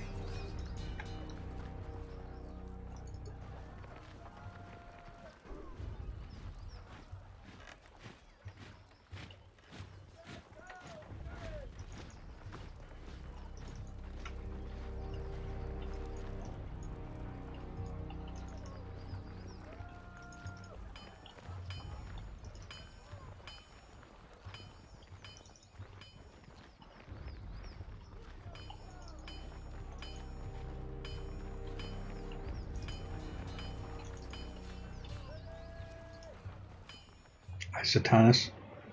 Satanus curses the air as a blade of thin iron breaks in half beneath his hammer. Pairing weapons with scrap isn't exactly why I got into this craft, but our supplies are spent. He wipes the sweat from his brow and gets a better look at you. Why not forge bronze? Bronze will do in a pinch, don't get me wrong. It can take a beating and get bent back into shape, unlike this stubborn iron we have here. And we always have plenty of tin and copper lying around, so supplies aren't the problem. It's a rare smith who can churn out military-grade bronze consistently. More often than not, it comes out soft. Look around the camp. We're garbing the Legion head to toe in iron because it's cheaper and easier to produce those for the masses. Couldn't do that with bronze. They call the disfavored the Iron Legion for good reason. Strategy and skill may be our backbone, but our claws are made of iron. The good stuff that comes from the Smiths and Lethians Crossing. Why not forge your own iron? Only the forge-bound smiths can make the stuff. They know the secret of iron. All I can do is mend and maintain the craft. It takes a master, nay, an artist, to make a piece of iron fit for an indomitable soldier such as it disfavored.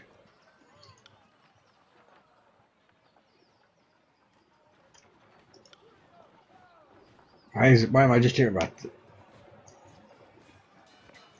Graven Ash doesn't want to cause a panic or pass any information to the Vendrian guard. Best case scenario, the iron tumbled off a boat and is rusting on the riverbed. Worst case, it ends up in enemy hands. If I find myself in Echo Call, suppose I can keep an eye out.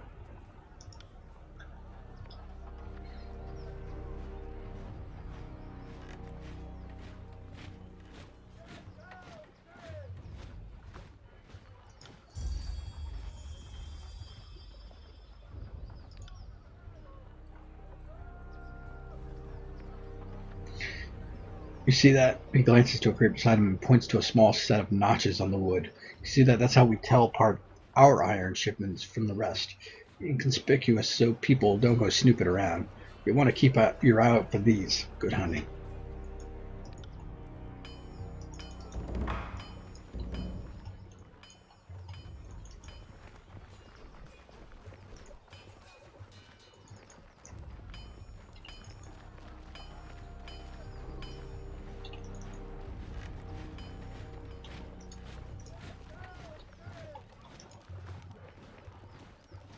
You see that?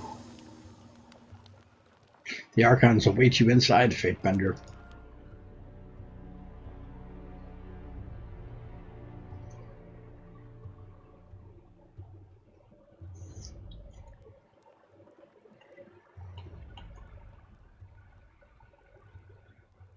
Yesterday you chided me for wishing to blah blah blah. Perhaps the voices in your skull ought to come to a consensus if you wish to be taken seriously. Good advice is flexible, changing with the moment. Besides, now we're agreeing with yesterday. They're going too fast for me to read it aloud.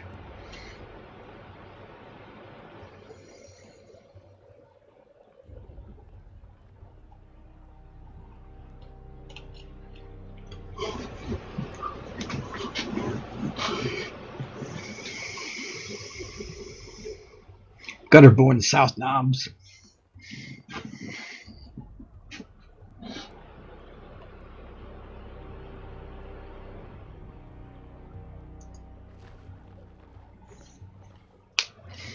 That's 4 reports of avalanches in the mountains now.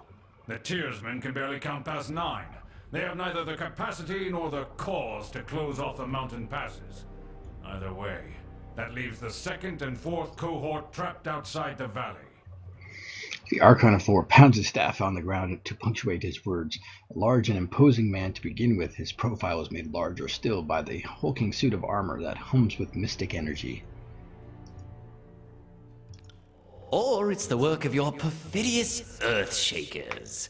Only a fool would not suspect a traitorous Archon of poisoning the mind of his students with sedition. We would have killed the Earthshakers Guild for their master's treachery, but I'm sure you have some perfectly valid reason for allowing them to live as your pawns. The Archon of Secrets passes a scepter between his hands as he speaks, twirling the rod in hypnotic circles. Emerald luminescence seeps from the seams of the Archon's ragged red robes. The glow is most noticeable where his neck ought to be. His mask seems to float and spin, never pivoting or bending naturally. Hey, watch yourself. When these two get going, you don't want to get between them. First whispers fearfully as she beholds the Archons. Hover over the green?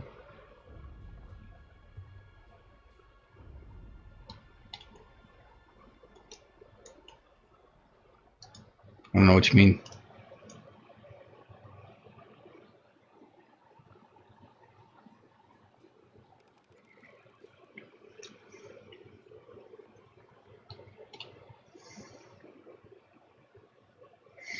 I'm here to proclaim Kairos' edict.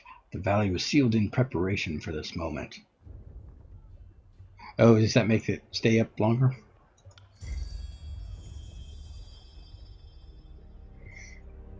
I have long been honored by your... long have we been honored by your iron. Now we are honored by your presence. I must apologize for my lords. Tempers run high of late.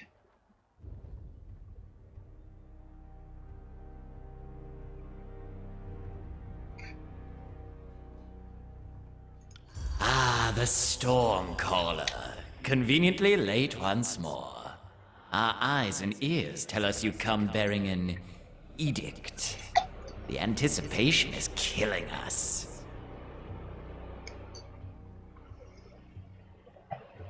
I like how they give you lots of little information if you forget who or what a different faction is or a character or anything like that.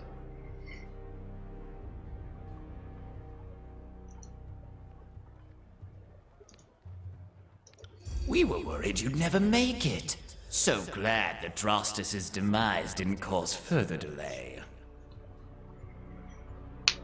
The Archon of Secrets turns his attention to you. The frozen rictus fashioned into his bronze mask greets you with a permanent smile.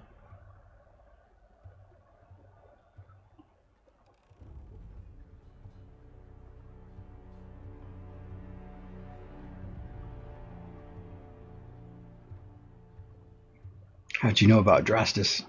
He chuckles softly, saying nothing. The voices of Narod has all manner of eyes and ears. It's safer than not to assume he's listening.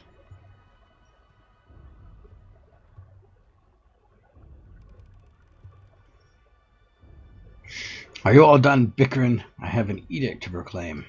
My dear Binder, we won't be done bickering until the last of Ash's hair falls out. We'll pause for you to read your little missive. Go on, don't keep us all in suspense. It seemed only yesterday you were proving your worth in battle, assisting my warriors in the siege of the bastard city. Now Kairos has chosen you for a second time to proclaim an edict.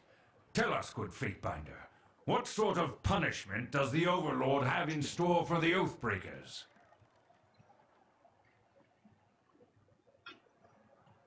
Let's see.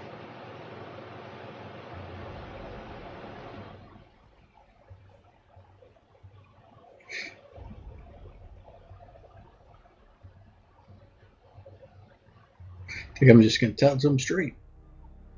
The Overlord's servants must hold Ascension Hall by Kairos' Day of Swords, or all in the valley shall perish.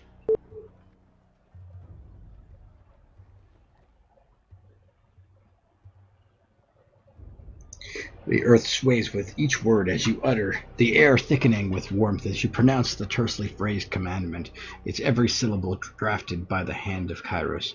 With the edict proclaimed, your pulse quickens and the muscles in your legs, worn from a long trip down the mountains, feel renewed, the tired limbs now nearly buoyant with vigor.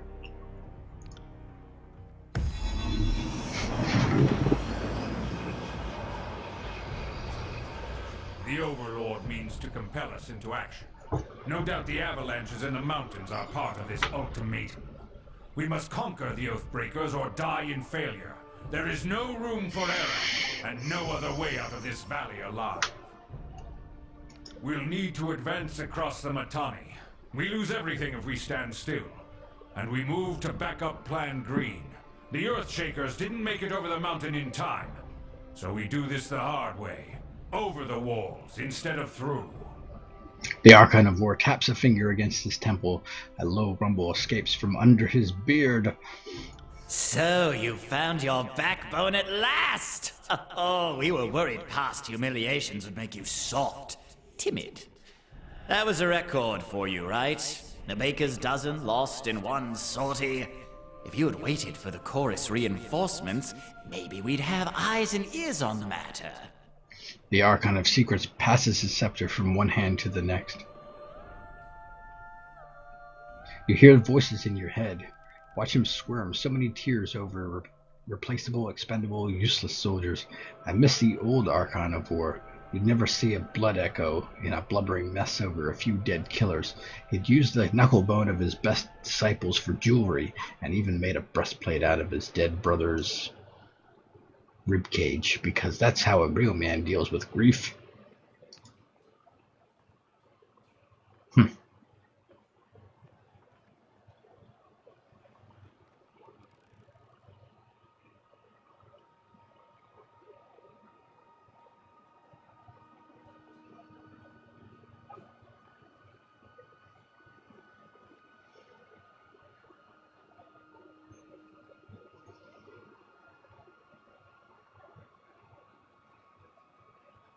It is your indecision and bickering that have necessitated this edict. Daft? Only fools hate their lives enough to insult our intellect. But, our dear Binder, your invective is not without purpose. Each moment we waste, death by edict draws closer. Graven Ash, we leave you to tackle the river. The chorus will scour the outer valley. So that is what it takes to get you to agree to a plan of action. The threat of death? You place the Overlord in this position with your incessant arguments, but now we've actually agreed to do something. Kairos be praised.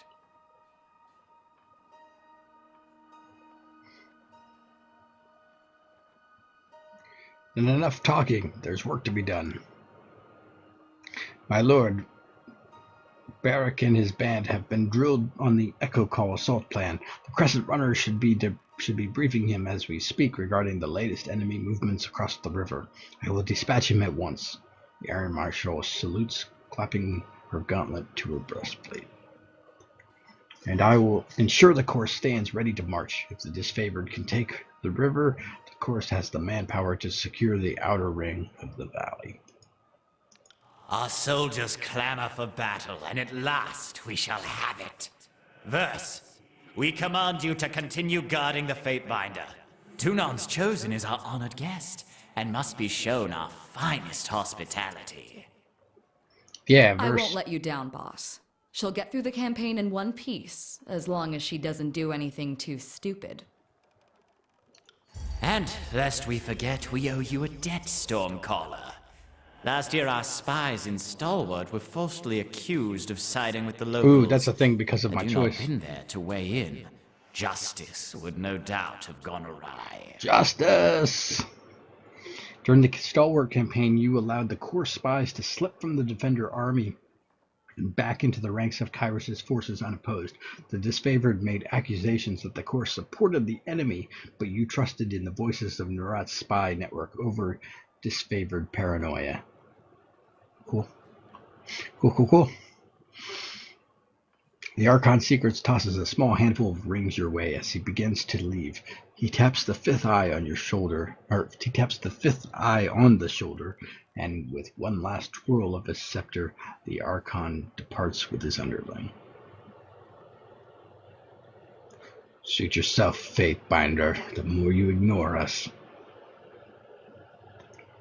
I like all the subtext.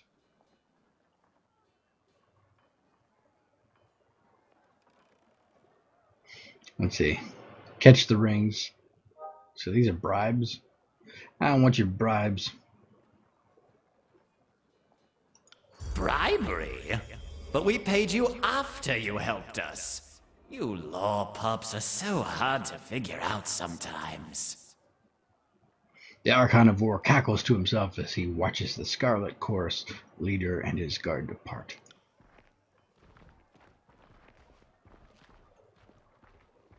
Finally, the fool and his puppet are gone. Perhaps now I can hear myself think. Rarely do I question Kairos' judgment, but I will never understand why the voices of Narot is given such authority. I shudder to think what will become of us all should Tunon favor him in the end. Though the edict threatens the Scarlet Chorus just as it threatens us, I cannot shake the feeling that our allies will work against us. You've shown your worth in war, and your name has been known to the Legion since the very beginning of this long conquest. So I'd ask that you join us this one last time, to help us wrap up this last objective. If you wish to be counted amongst the glorious, speak with the Iron Marshal. She will direct the order of battle until we are ready for the final push into the Citadel.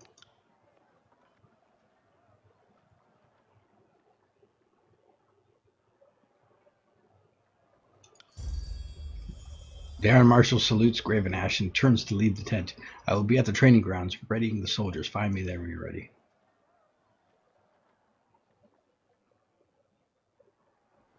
The chorus can likely use your assistance. They certainly won't secure the outer valley on their own. The fifth eye will be somewhere in that rat's nest they call a camp due east. Seek them out if you must. Now that you have delivered word of Kairos' edict to the armies, the time remaining until Kairos' Day of Swords appears next to the current date on the navigation bar. The terms of Kairos' edict must be met by this date, or everyone in Vendrian's Well will die.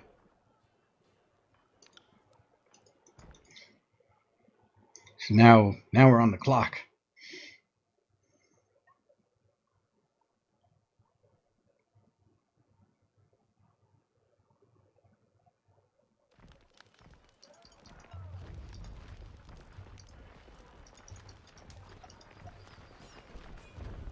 I don't like being on the clock. Sorry, I can't.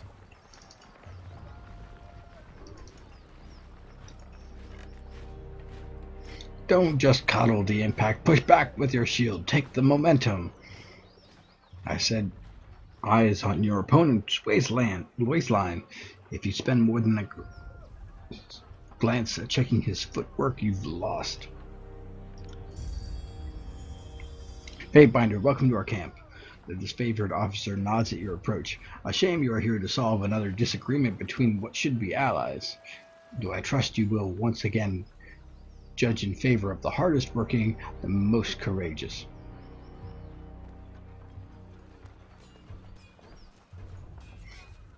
Oh, so I knew him from the invasion of the Bastard Tier.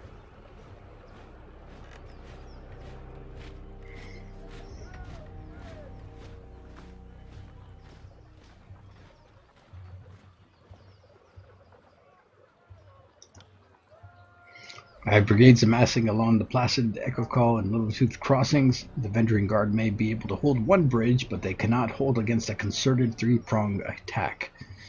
I have no right to give you orders, but her words falter, a short cough breaking her flow. But we all die to Kairos' edict should we fail, so I'm not about to let my pride blind me to the value of good help. Yeah, I'll assist. Then our plan just might work. We are loath to work with those who do not share our training and our values, but we know that Tunon, the Educator, selects only the most capable minds for his court, and I trust you will honor us all on the field. Antio will be leading the charge of Echo Call Crossing. Assisting you will be Barrack of the Stone Shields. She points to a heavily armored soldier standing sentry at the edge of the training field. Before you ask, no, the forge-bound weren't sloshed on Dappleseed when they fitted his armor. He survived the full force of the Edict of Storms, and this armor doesn't exactly come off. Tactically, it's quite brilliant, but otherwise it's something of a curse. Tapping her helmet twice, Arenya signals to the hulking presence. Barrack, come meet the Fatebinder.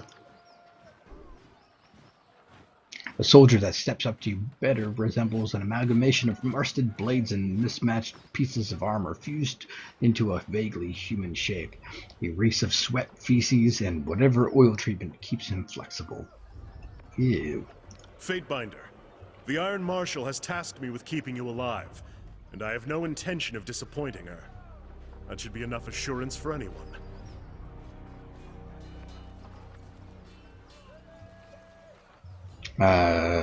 Staying out of trouble? I wasn't sure you would recognize me, Binder.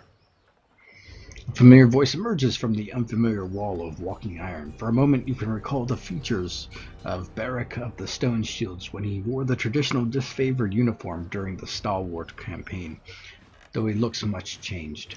And no, not staying out of trouble, just solving it.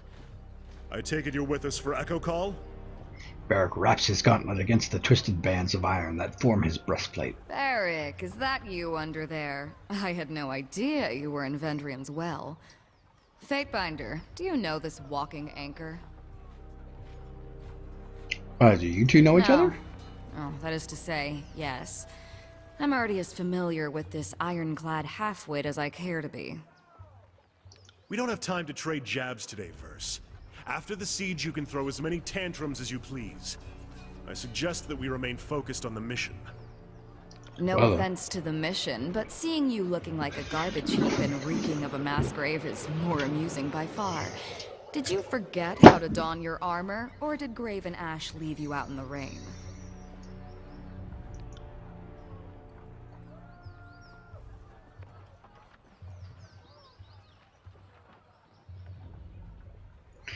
I encountered Beric in the Stalwart campaign, though he appears much changed. He's an excellent soldier. You're generous to say so.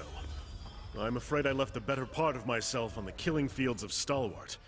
But it's still in my pride and honor to serve the Legion. His voice falters. You can't tell if it's hesitation or regret that stalls him. A Fatebinder will be joining us to push across the river. I figured an extra hand might help. And more importantly, if my worries come true and the course tries to impede the mission, we will have an observer from the court on our side. I look forward to working with you again, especially after our time in Stalwart. You defended our honor to the Scarlet Chorus, and a friend of the Legion never goes unthanked. Better to work with the Honorable Binder than some chorus children. I asked that Beric accompany you there to arbitrate the cooperation between his company and the Scarlet Chorus. Beric, you've been without a cohort since the last battle of Stalwart. It's time we give you the task more worthy than hauling wagons and leading training drills. She plants her hands on her hips and speaks in clip official terms. Ash has assigned you to the Fatebinder service. You're to assume this task is ongoing until we find a more permanent spot for you, which could very well mean the swiftly approaching end of this war, or when the Fatebinder dismisses you. Is that understood? Beric regards the Iron Marshal in oppressive silence. That's an order, Beric. He can be as stubborn as pulling a spire out of the earth, but he's a good soldier. I hope you don't mind the company. Yeah, sure. Excellent. Alright, now I got 3 people in my little group.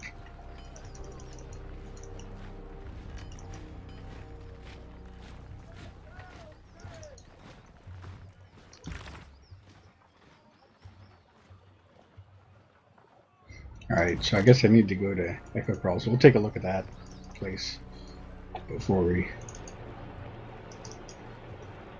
call it, see what that looks like. Oh, that's nice. A big map. I could have used that before. Sorry, I can't.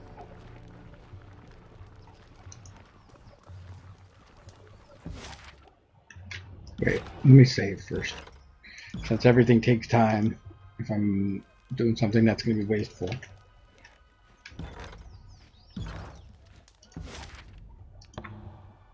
"5 hours. Ambush! Your path is blocked by a small group of Vendrian Guard. You can go no further until you deal with them."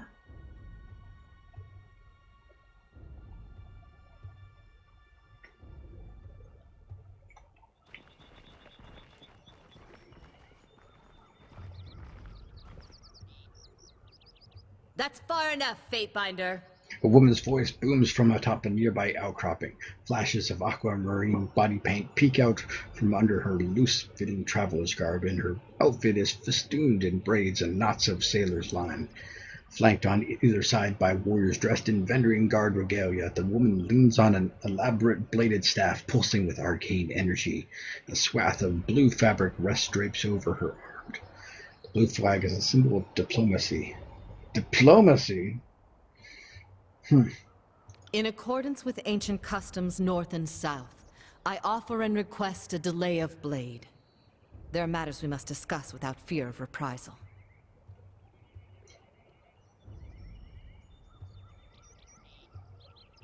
Delay of blade.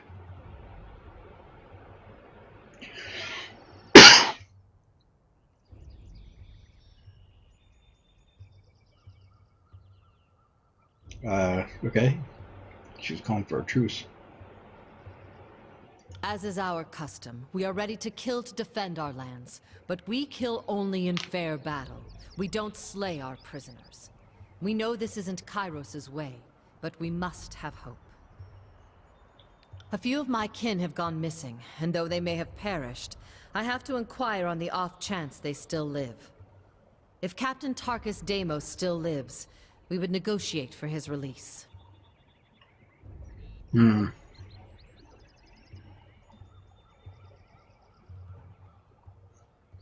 could lie and say that the guy's dead. I don't remember that. Wait, let me see. One of the leaders of the attack on the Edgaring ruins, Tarkus Deimos, was subdued during the battle. In accordance with the Scarlet Chorus's request, you ordered Deimos conscripted. Oh yeah, that's right. That's the guy that they had me decide about in the first camp.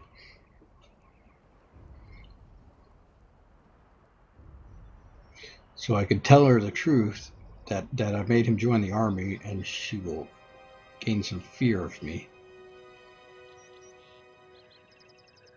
Or I could lie and say he's dead. I could lie and say we let him go. I could say that it doesn't mean anything to me.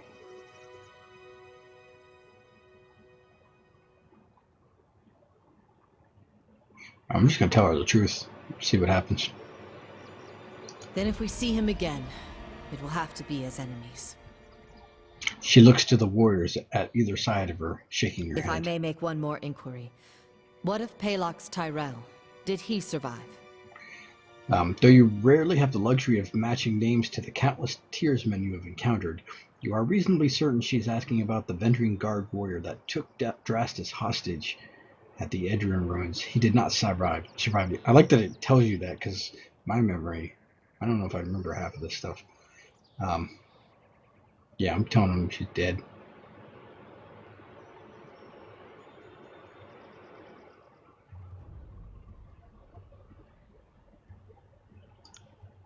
She nods slowly, saying nothing for a long moment. My apologies, Fatebinder. I had a terrible feeling this errand was in vain from the start. I had no expectations that our friends could be saved, as I'm sure the time for swapping prisoners is long gone. But at least I know of what became of them. That'll have to be enough.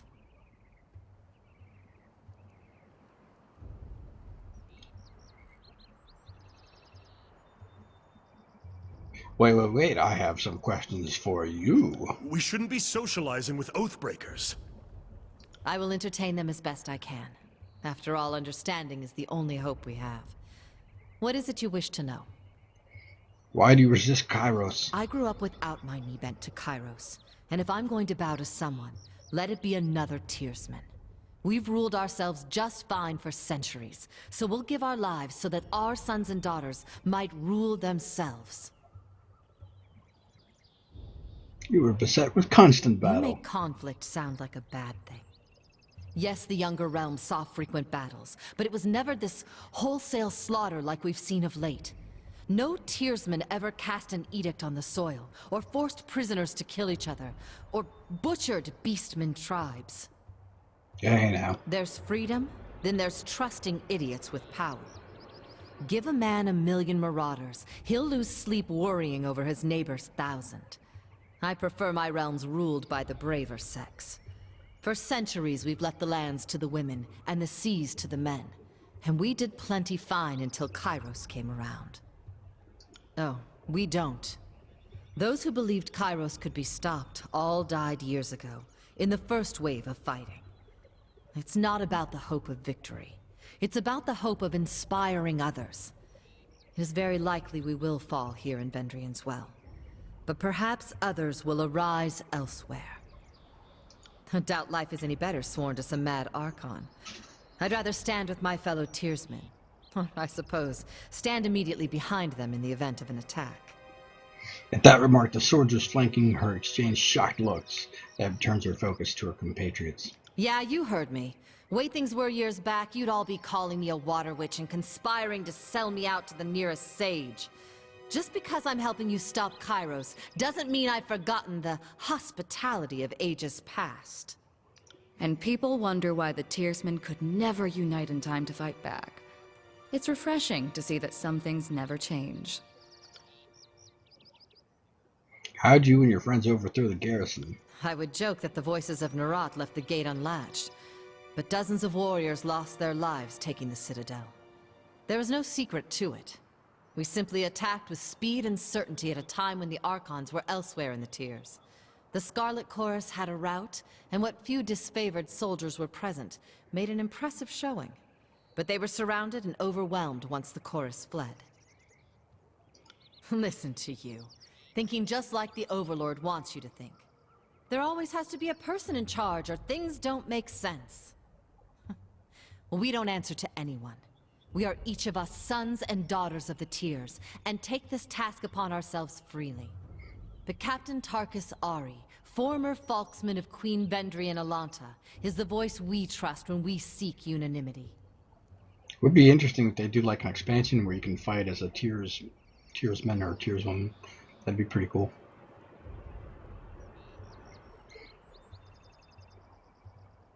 Yes, Deimos was Ari's brother. We were certain he was dead, but the captain takes family seriously, so I volunteered to find some answers. And now here we are. Fair enough. But now a question for you. The Edict. I can feel its magic coursing through the air. Everyone can.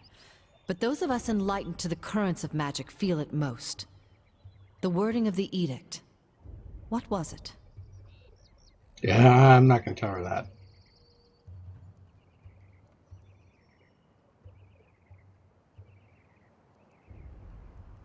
I'm going to lie to her. It's a curse on the valley.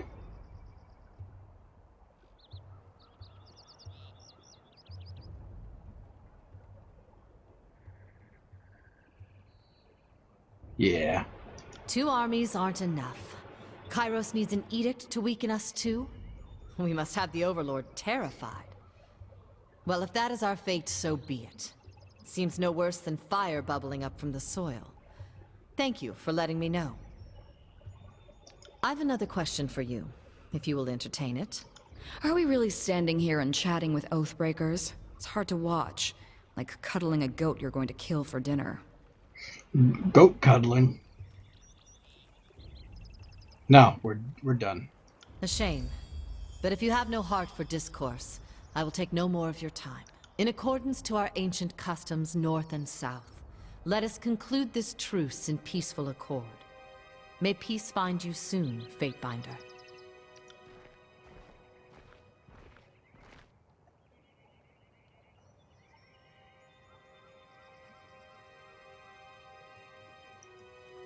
Will do. Hey, what's Sorry, up, dear? I can't. Sorry, I can't. You can make out the faintest outline of a soldier's arm in the bottom of this pond, a victim of a previous battle in the area. Hey, dude, you probably don't want to be drinking out of that water. Sorry, I can't. Just saying.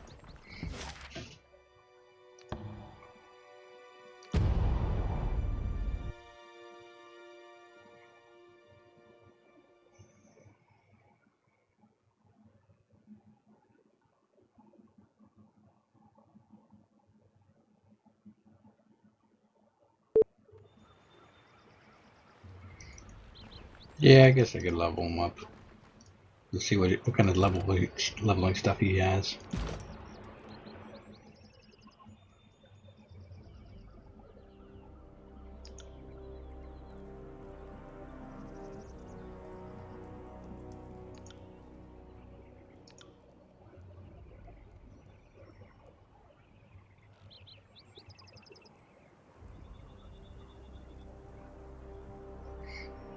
If you attack twice, oh yeah, an additional taunt, or I want one of these two. I'm thinking I'll go with the defensive bonus first.